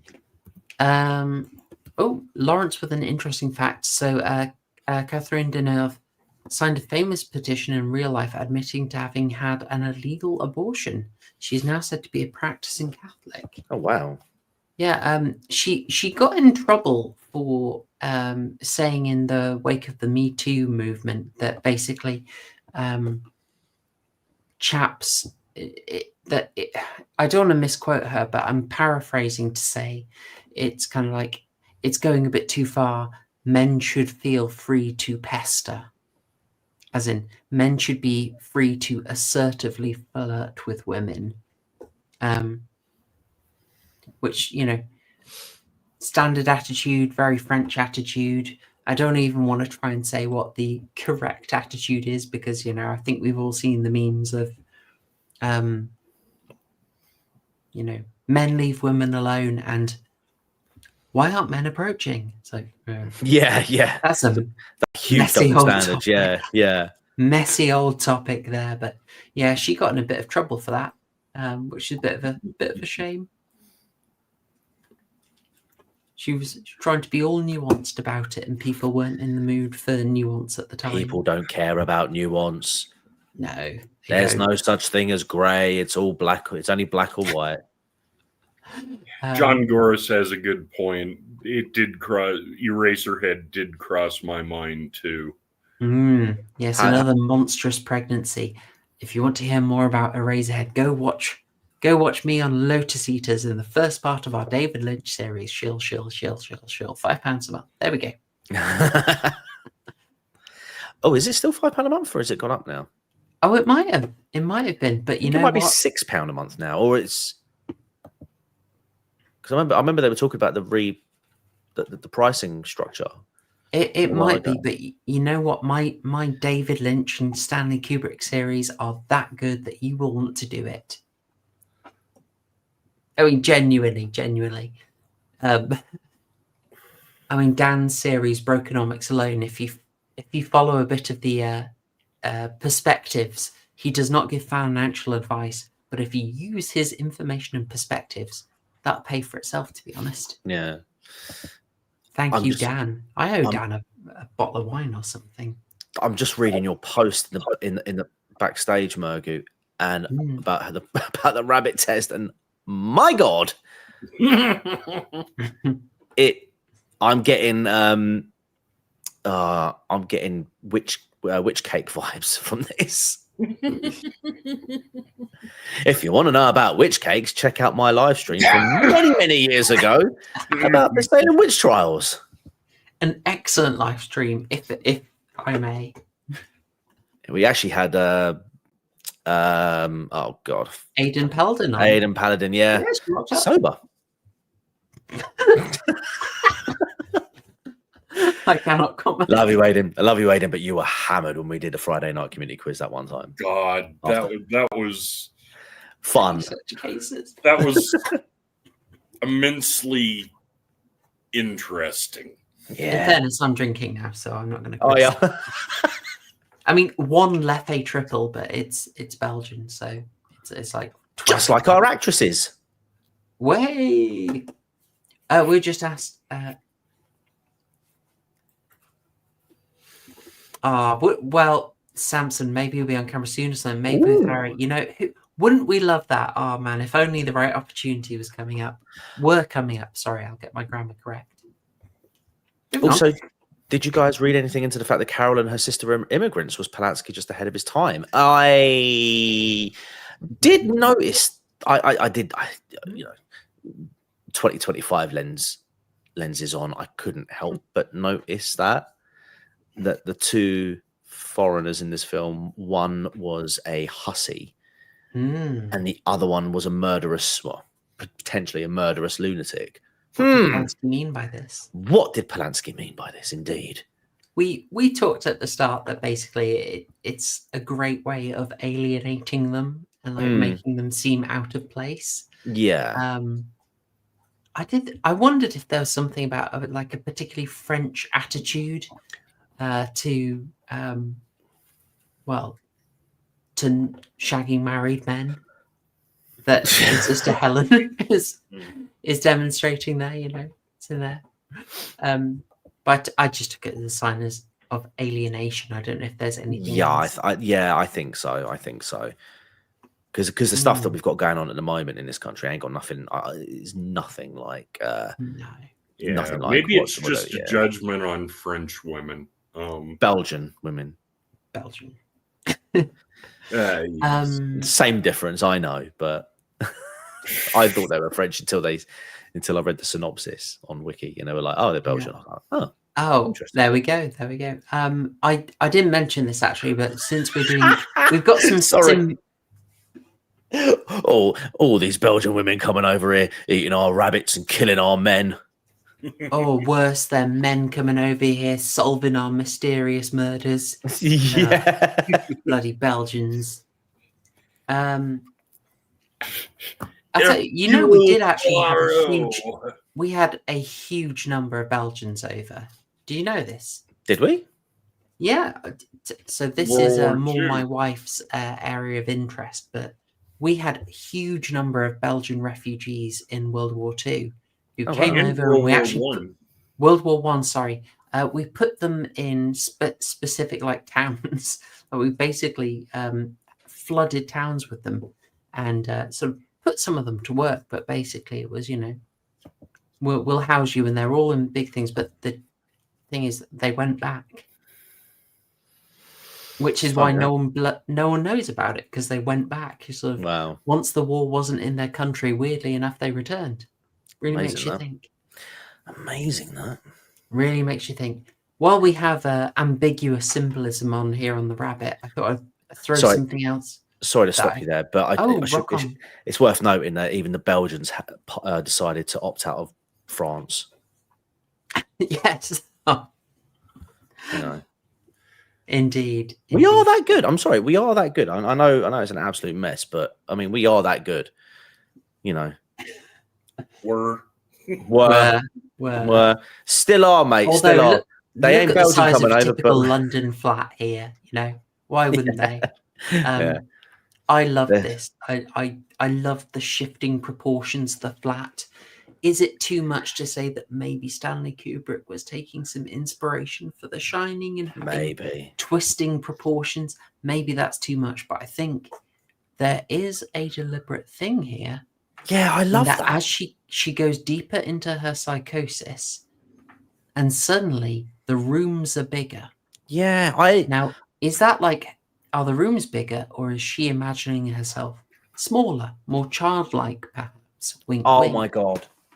Right? Yeah, I definitely think it's the latter, 100%. If you look at the themes and you look at if you sort of connect the dots, I think it's that. I think you're absolutely right there.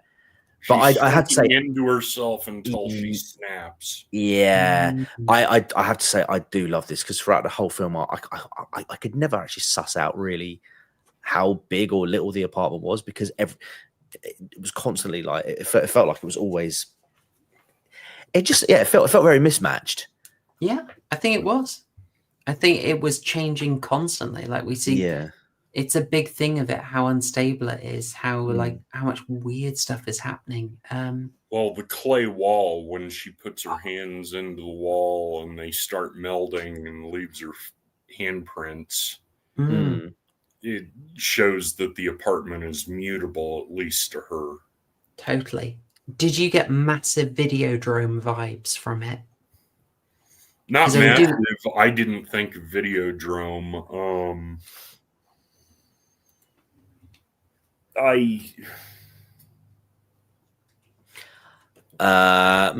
I'm thinking, if we're talking just the walls being pressed about, manipulated, you got the Frighteners, maybe.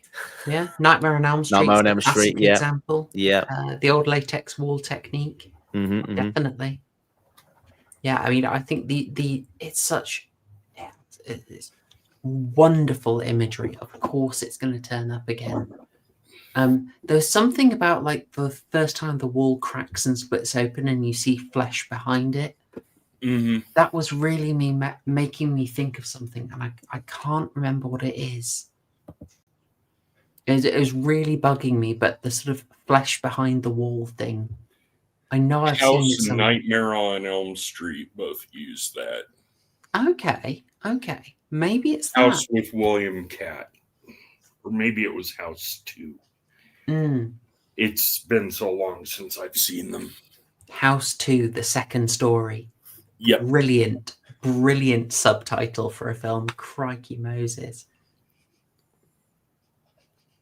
Wall cracking in City of the Living Dead, but yeah, hey, good call. We did review that, but I had forgotten it. I can't say that left the greatest impression on me. The main thing I remember was just the poor actors being sprayed with maggots and looking so annoyed.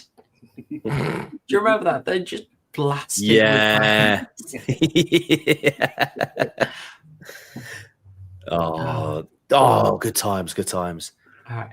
I'm going to move us on to. I'm conscious of the time, so I'll move us on to the Jim Fennerization of the film. Sorry if you're not British, but you got to. Bad Girls. Yeah, love it. This scene with a landlord. So nominally, she has done her first killing, which, as we said, was unfortunately. Oh, sorry, he's got it. Lawrence has got it. That's the one I'm thinking of. The episode of Buffy with the eggs. There's a gross monster just under the crack basement floor. That is it. The episode is Bad Eggs. It's season 2. Yeah. Oh, is that the one where is that the teacher, isn't it? And yeah, they're giving it's out all Xander. the eggs. It's Bad Eggs. I want to say it's like episode 15. Right. I do remember that because they've got to look after the eggs, haven't they? Yeah. It's that's like one of them. Yeah. Samson, take care, friend. Hopefully see you soon when I come in next for Lynch filming, and chat to you soon, mate. Have a good one. Big salute. Take it easy, man. Yeah, good lad, Samson. Very good lad.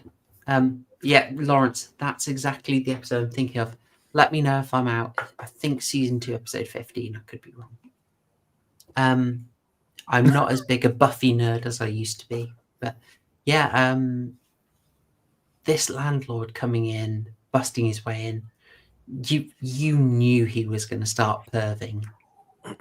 What did you think about the way she's so withdrawn, but she sits down. It feels like she deliberately shows him a bit of thigh. Maybe.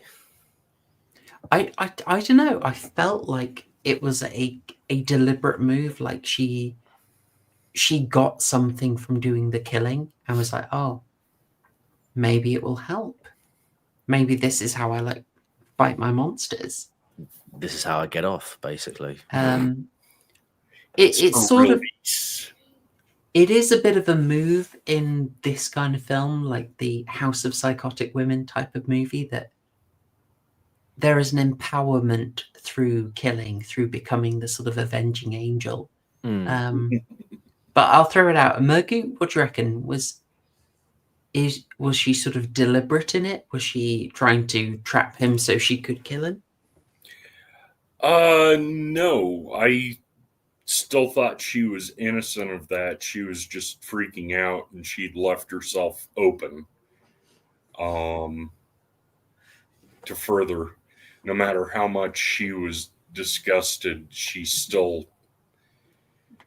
was more afraid than disgusted and accidentally left herself exposed, is how I saw it. But I can see it your way, but I still think she's more of the innocent who's snapping. Oh, I mean, I could be wrong. I could very much be wrong. It was the vibe I got, but it's nice and subtle.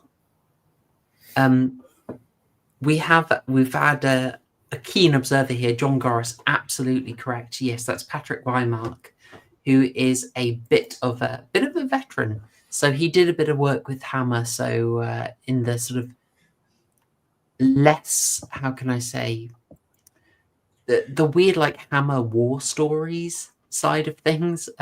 What's it called? Secret of Blood Island. There you go. Yes, Hammer made a lot of war movies when that was popular, but very well known for Blood on Satan's Claw, but also Witchfinder General. They're both from. Actually, I don't know if Witchfinder General is Tygon Films. I think it is. I will try and find out. Yes, it was Tygon. They were a rival to Hammer, established by some slightly disgruntled former employees, if I'm not mistaken. So it appears. All right, it looks like I'm wrong on this one. My interpretation of this is not well shared. I will take it. Fair enough, folks. This film is up for interpretation. I will stand down my assumption that she is going a little bit more into a proactive vengeance mode here. Oh, he is fantastic in this scene. What I liked about this is you knew exactly where it was going. You could see him building up to Perth. Very much, yeah. Mm-hmm. He's a dirty bugger. I don't think I have the setup, but you know that shot where she has the Chekhov's razor behind her back? Mm-hmm. Oh, that was beautiful. Do you guys like that one? I did. Funny. Yeah. Say Chekhov's razor. Yeah, I mean, we saw the. No, it took me a minute. I was like, hang on. Had to do it, had to do it. Absolutely. Had it coming, but yeah, you're just waiting for that to be deployed. They're very patient with that. Excellent stuff. And the slashing, much more effective than the bludgeoning of Colin, Yes, yes. Thank goodness I didn't mess that one up. And again, it wasn't gory, but again, it was a lot more. It was a lot more intense than what you would normally expect to see from a horror movie of this time. So it was a good scene. It was a good kill scene, I think. Yeah, it was pushing the boundaries at the time. I'm a bit of a BBFC obsessive, but it's hard to tell. It really is hard to tell where the line is at the time. Like, we've got to remember we've already had Hammer's Curse of Frankenstein with Christopher Lee's eye being shot out, but it's like this is 5 years after Psycho. The bloodstains she's got are definitely more than Psycho, but we saw a similar amount of like slashing, and I think it's using some of those techniques to imply a heck of a lot more than it actually shows you. But yeah, it was effective, and it was nice that they did also got to splatter her a little bit. My question was, how did she get them into the tub?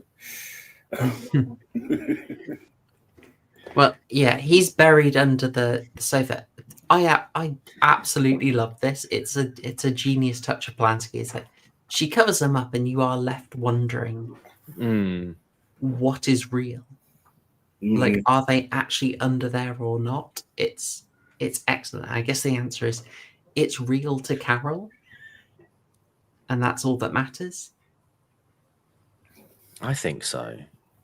Now I say now we've talked about it. I'm like, I am sort of erring on the side of maybe these people aren't actually dead, like, because it just seems odd that Colin, let's say, for example, he comes in and he just declares his undying love for Carol and just wants to be there all the time with her, and it's like, you haven't really. It doesn't seem like that's really paid off in previous scenes. Like, yes, he was interested in her, but he seems more frustrated than anything because he's not going anywhere. And I feel like he might have just bored her off, actually. And her perception of him is what actually breaks into the apartment that evening. It could be. I'd want to like rewatch it and like try and like this scene in particular could probably help us. My favorite scene. My God, yeah. It's got everything in it. It's got comedy. It's got wrestling references. It's got lesbians. It's got bloody Charlies. It's got the guy in the glasses constantly. Like, once he hears about this guy's little Woody Allen, Woody Allen. He's like, what's your cousin like? And he like completely just ignores him for like three times. So tell me about your cousin. It completely mugs him off. It's a fun one, isn't it? Yeah, it's brilliant. Imagine though, it's something that struck me as so weird. The tall one, when he's trying to calm him down, drops him a little kiss. Yeah. What's that about? He's all about it's manly. It's manly. Risky move. I mean, I don't know. Maybe it's private schooled, but again, like Polanski directed this film. Subject matter expert. That's all I'm saying. If I'm right, and that's Hugh Futchner then he would be a bit of a Carry-On veteran. If I'm right, if Hugh Futcher is the Woody Allen looking guy.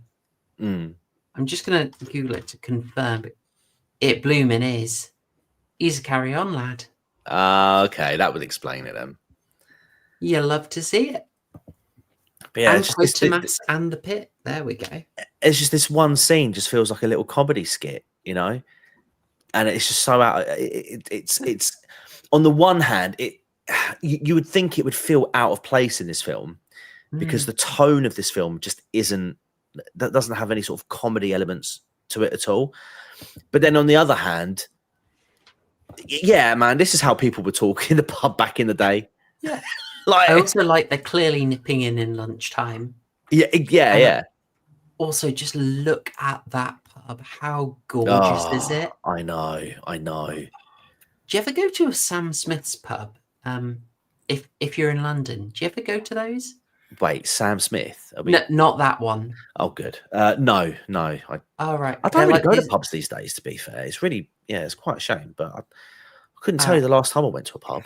Okay. They're like, people can Google them, but they're a weird little independent chain, which is all about being off-branded, or they have their own brand. So they all look very, very old school, like this or older styles. There's a really good one in Holborn called the Princess Alice, which looks positively ornate. And there's a Blue Posts near Oxford Circus, which is a bit more workman, right? But they are all incredibly cheap.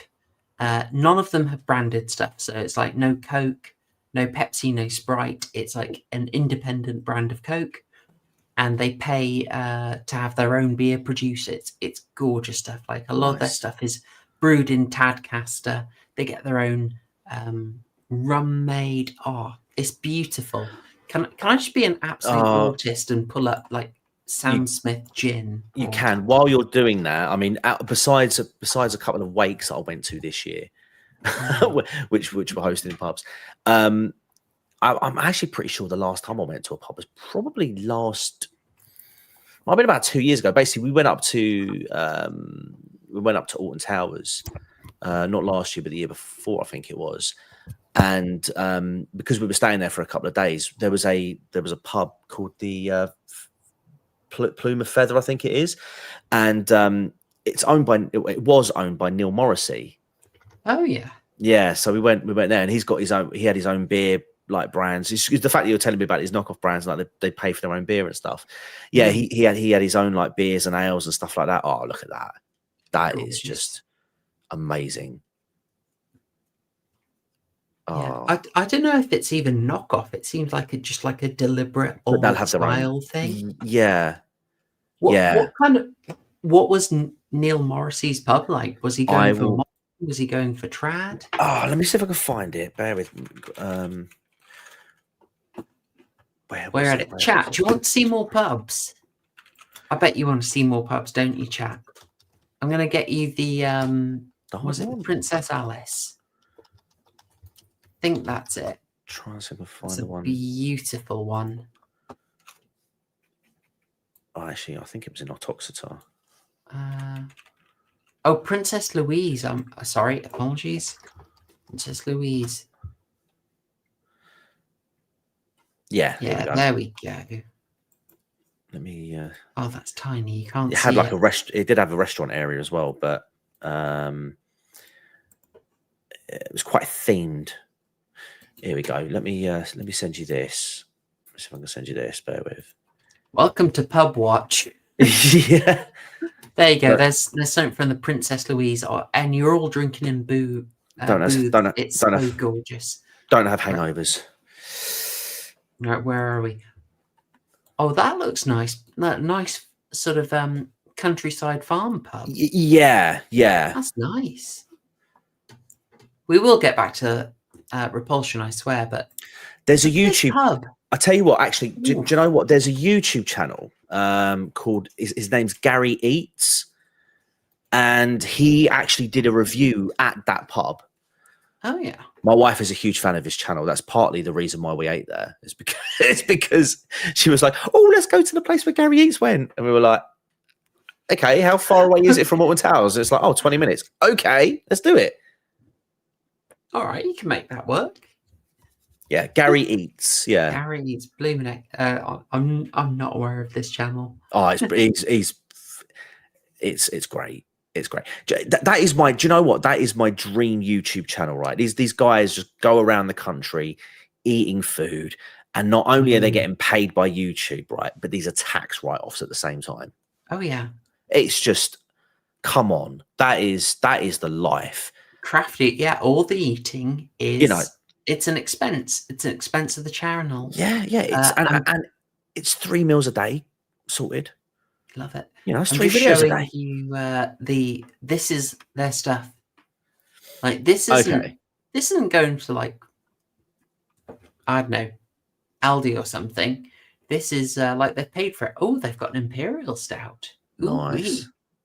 Like this stuff is beautiful. Absolutely beautiful stuff. It's just yeah, folks, if you get the chance, go to Sam Smith's. They're very particular.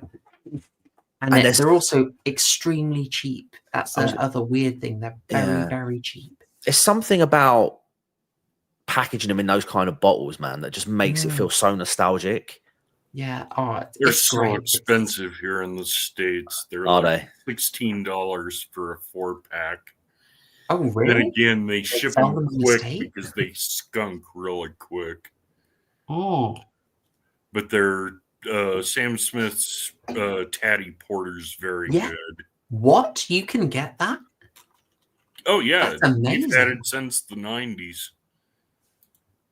That is crazy. You blow my mind.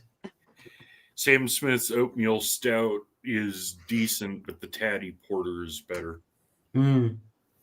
Agreed.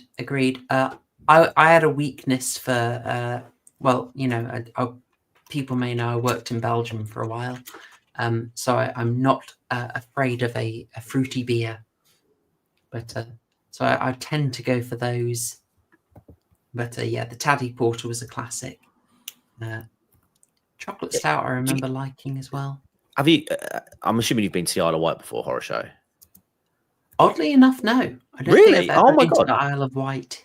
Okay, because we're talking about that. Like they've got a garlic farm, that you can go to, and they've got like it is literally just bloody garlic. Everything's garlic themed, and you can get garlic beer, and I think garlic ciders as well. Yeah. I wasn't brave enough to buy any, but I mean, I can imagine what the taste would be given the smell of garlic. That's weird. Well, my father-in-law's had it. Yeah, my father-in-law's had it. Yeah. I think he bought some garlic beer, and he was like, "Actually, yeah, it's not bad. It's not bad. It's pretty good." You know, most of your garlic breeds have white at the end of them, like Carcassonne white or your rose white. Like they all, and it's spelled like Isle of Wight. There's probably an obvious connection there that I don't know. Yes, well, it's the largest exporter, I think, in the UK of garlic. Is the Isle of Wight. It's one of those little tidbits. I'm pretty sure that's right. Yeah, that's it. Always grow your own. Folks, if you haven't tried it, grow your own garlic. Honestly, almost no space. You just pluck. As long as you've got an organic garlic, if you don't want to go to a store or something, you know, just get an organic one, pluck a bulb, bury it in November or December, and you know, come about June, you have yourself a nice bulb of garlic. Very nice indeed. Try your Carcassonne white, your Solent white, all very good. Grow your garlic by yourself.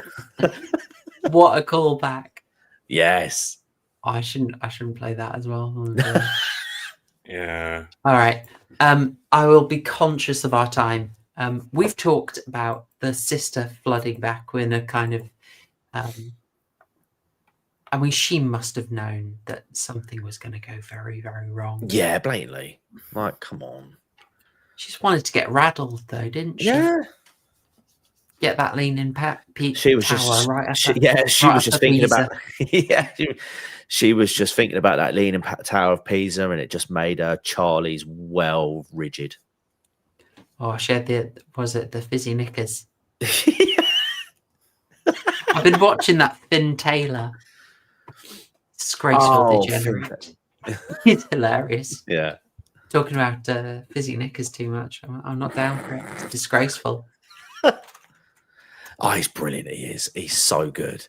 He's very good. He's so good. Did you see that one he did with what's his name? The guy who does the podcasts. Chris Williamson. Chris Williamson, that's it. I could barely get through it. It was so funny. Yeah. I love how they got the because he was on. Pretty sure Chris Williamson was on Love Island, I think. He was, and he got the narrator from Love Island.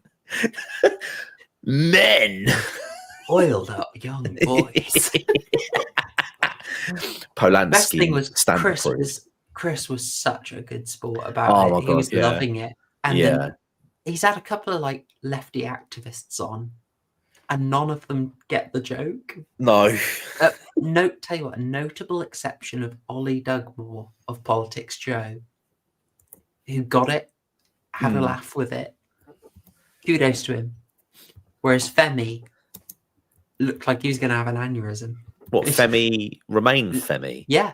My God, I thought Femi went on there and he just like stone-faced, refused to laugh, refused to engage, looked like he wanted to leg it. He's such a dork, that guy. I know. He's total robot. He just started giving his spiel. Wasn't he running to the ballot boxes topless on election day? I'm not Googling that. He's such a dork. We don't like Femi.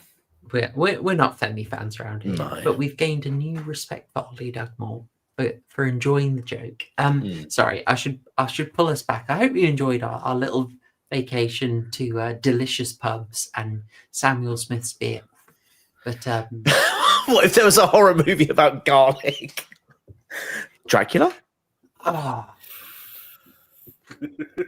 Cloverfield. How about that? Yeah.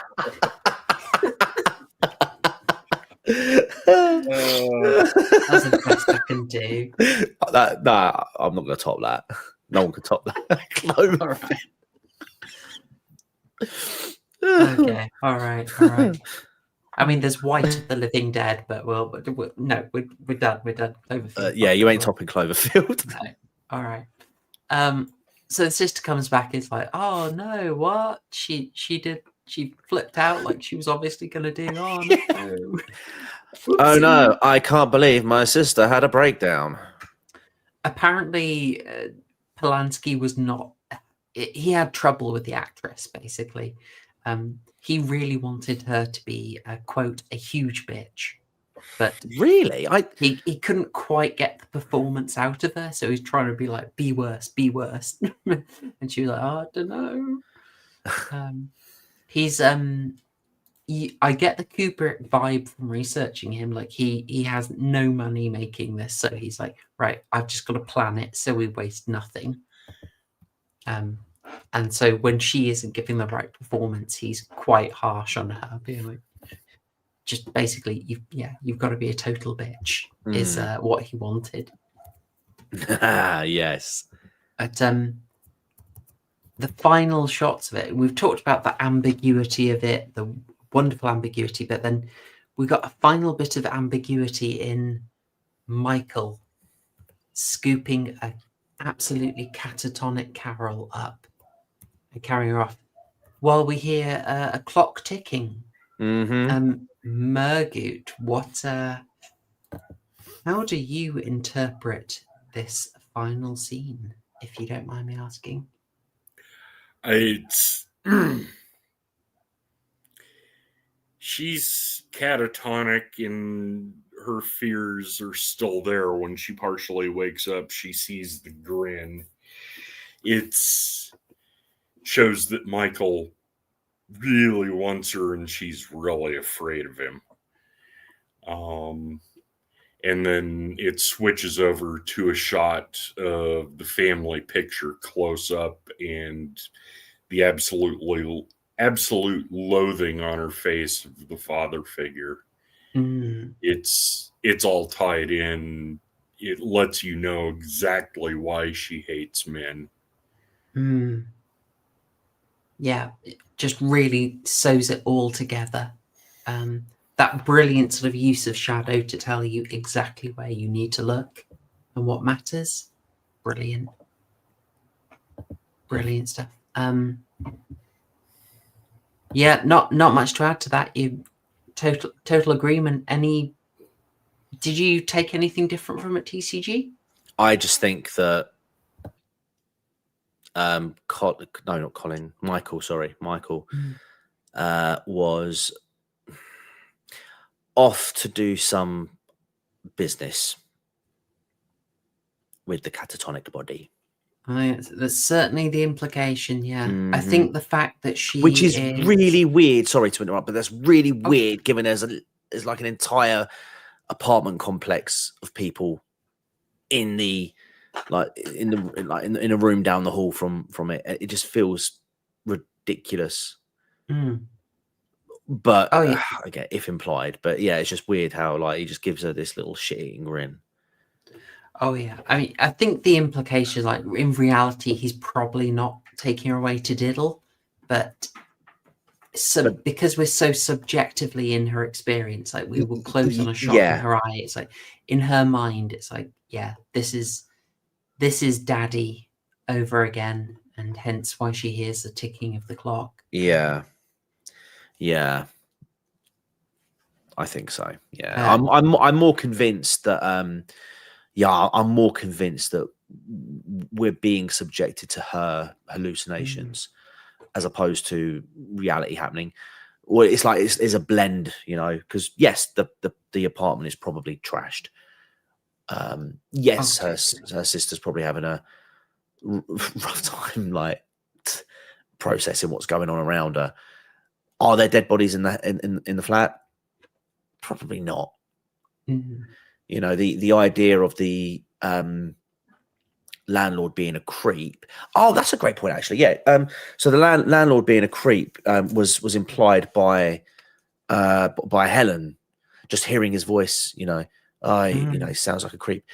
He's just interested in money. I sort of bit a little bit of that because, you know, money is all he ever thinks about, and I'm just like, bitch, he's your landlord. Like, of course, like it doesn't have to be a personal. But it doesn't have to be a personal relationship. This is purely transactional. Hint, hint, wink, wink, nudge, nudge. Yeah, he doesn't have to be interested in you as a person. He just wants your money because you're staying in his flat, you idiot. And of course, later on in the film, landlord comes around. We'll forget about the rent if you tower my Pisa. You know, transactional, only interested in one thing. Absolutely. You know, there are echoes in that.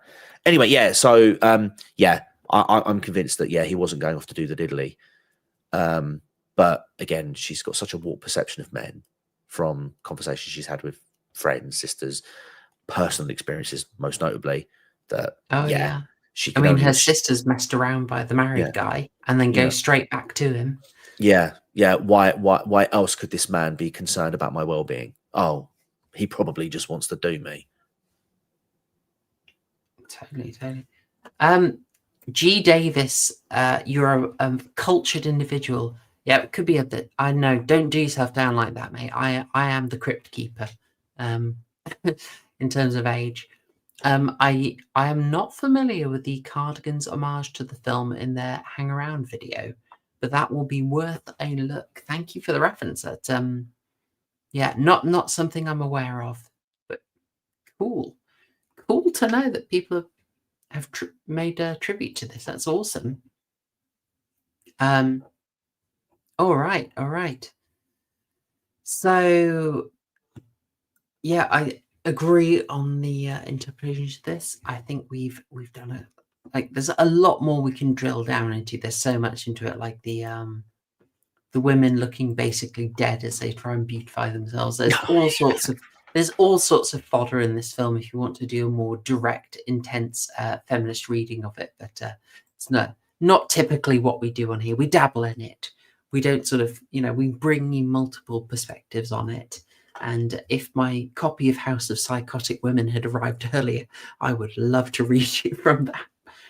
Actually, I tell you, it does gyp you a bit. I probably shouldn't say that word. It does stinge you a bit, in that it says on the back, we cover Repulsion. There is no specific review on Repulsion in this. I used the index. Oh, wow. It comes up a lot, but I think it's not looked at in depth. Whereas I'm expecting a lot more for some of the other films we're going to cover. Speaking of which, I'm mindful of our time. We want to stay on the good side of Super Nanny for veterans of the channel. Shall we move into the closing thoughts and scores? GDX, you're very welcome, and I thank you for the reference. I've got my reference books, but I will miss a lot. I'm not an expert. I just have an unhealthy interest, which I try and be healthy about, So moving into our closing thoughts and score on Repulsion, I will get us up the beautiful image of Carol in the hallway. And Murgoot, would you like to lead us off? It's beautifully shot. The Foley artists did a really good job pulling out the vision of the ticking clocks, the bells. Polanski showing the descent into schizophrenia, I'm assuming, is very well done. But the first half bored me to tears.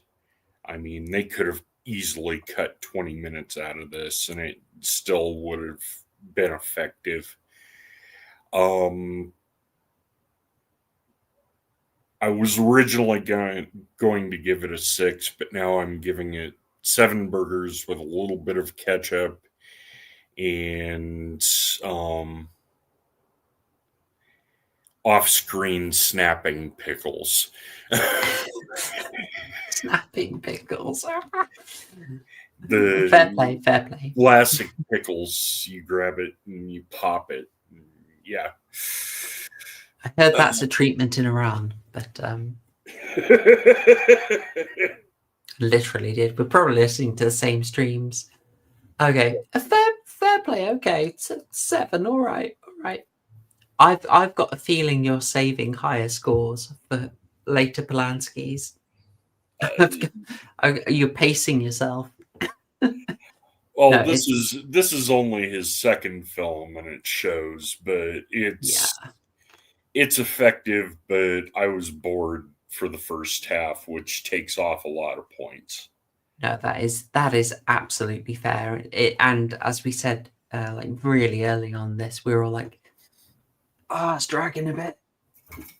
Anyway, how about yourself, TCG? Where'd you come out on this? Can we beat to 7? So I'd say around about that's probably a fair number. This was a film which if you haven't watched it, chat, if you haven't seen this one, I do recommend it. But if you're watching it based off the conversation, then I will just say I've enjoyed the conversation talking about this film than I did actually watching it. And the reason for that is Murgoot's mentioned it earlier. The first half of this film, excuse me, does take a little while to get going. And it's only really once sort of the cogs of like sufficiently wore off the rust and they're going that this film sort of gets into full gear and does what I think is almost a far impressive job. One perhaps a little bit ahead of its time in terms of where the curve was. I mean, we're talking some of the visual effects were really good. The shots were stunning. The kills, for me, and my experience with sort of films around this time, horror films at this time, were more graphic, more intense than what you would expect them to be. the themes, yeah, deep, and the interpretations that you can get from this are plentiful. I suppose the only really big negative I've got to say is it's directed by Roman Polanski, who is a dirty, dirty creep. And one of the things I did experience while I was watching this was I couldn't help but feel like I was watching the inner workings of his own mind, if that makes sense. Knowing what we know now just feels a bit too close for comfort. But again, if you remove the man from the art, yeah, it's a solid film. First half does sort of drag on a bit, does knock the score down for me a bit. But yeah, strong, solid 7. I've overdone the ketchup a little bit in the burger because I wasn't expecting there to be that much. That's fair. Fair play. Okay, we're 7's, I think, very decent. I dug it a little bit more, but only a little bit. I'm more of an 8. And that sort of crept up when I was coming back to get my screen caps. I was just noticing so much more, just like, oh gosh, she really is childlike, and it's really seeded throughout this. So there's absolutely brilliant detail. I do knock off burgers for the music, which didn't work for me very well and was a little jarring at points. Might be intentional, but it didn't work for me. I'm knocking points because it did feel extremely slow to get going in that sort of classic early film way where you haven't got your pacing down. Typically, you have your sagging section in the middle when you're setting up for your finale. Your first half, you really want to be going, and it's a bit of an early mistake. And Polanski, I think, would own that. But I'm loving it for just the documentary aspect of seeing old London. Fascinating. Every performance is very solid, especially Catherine Deneuve. Lots to dig into. Yeah. It's strong, but there is much room for improvement. You can see why so many things took this and were like, I can use that imagery. I can use this. I can use that. I can take it forward. It's got lots of reference itself. We talked about Le Diabolique, but also clearly is the foundation for many other very memorable bits of imagery going forward. So it's strong. It does have its flaws. I think an 8 is very fair. That's plenty of room for improvement, but a very good start. Okay, right. Well, that was a 8.5 burgers, much more ketchup than I thought I'd get away with, and some unwanted pickles shoved in there. And one little bit of cheese in the pub scene. All nice.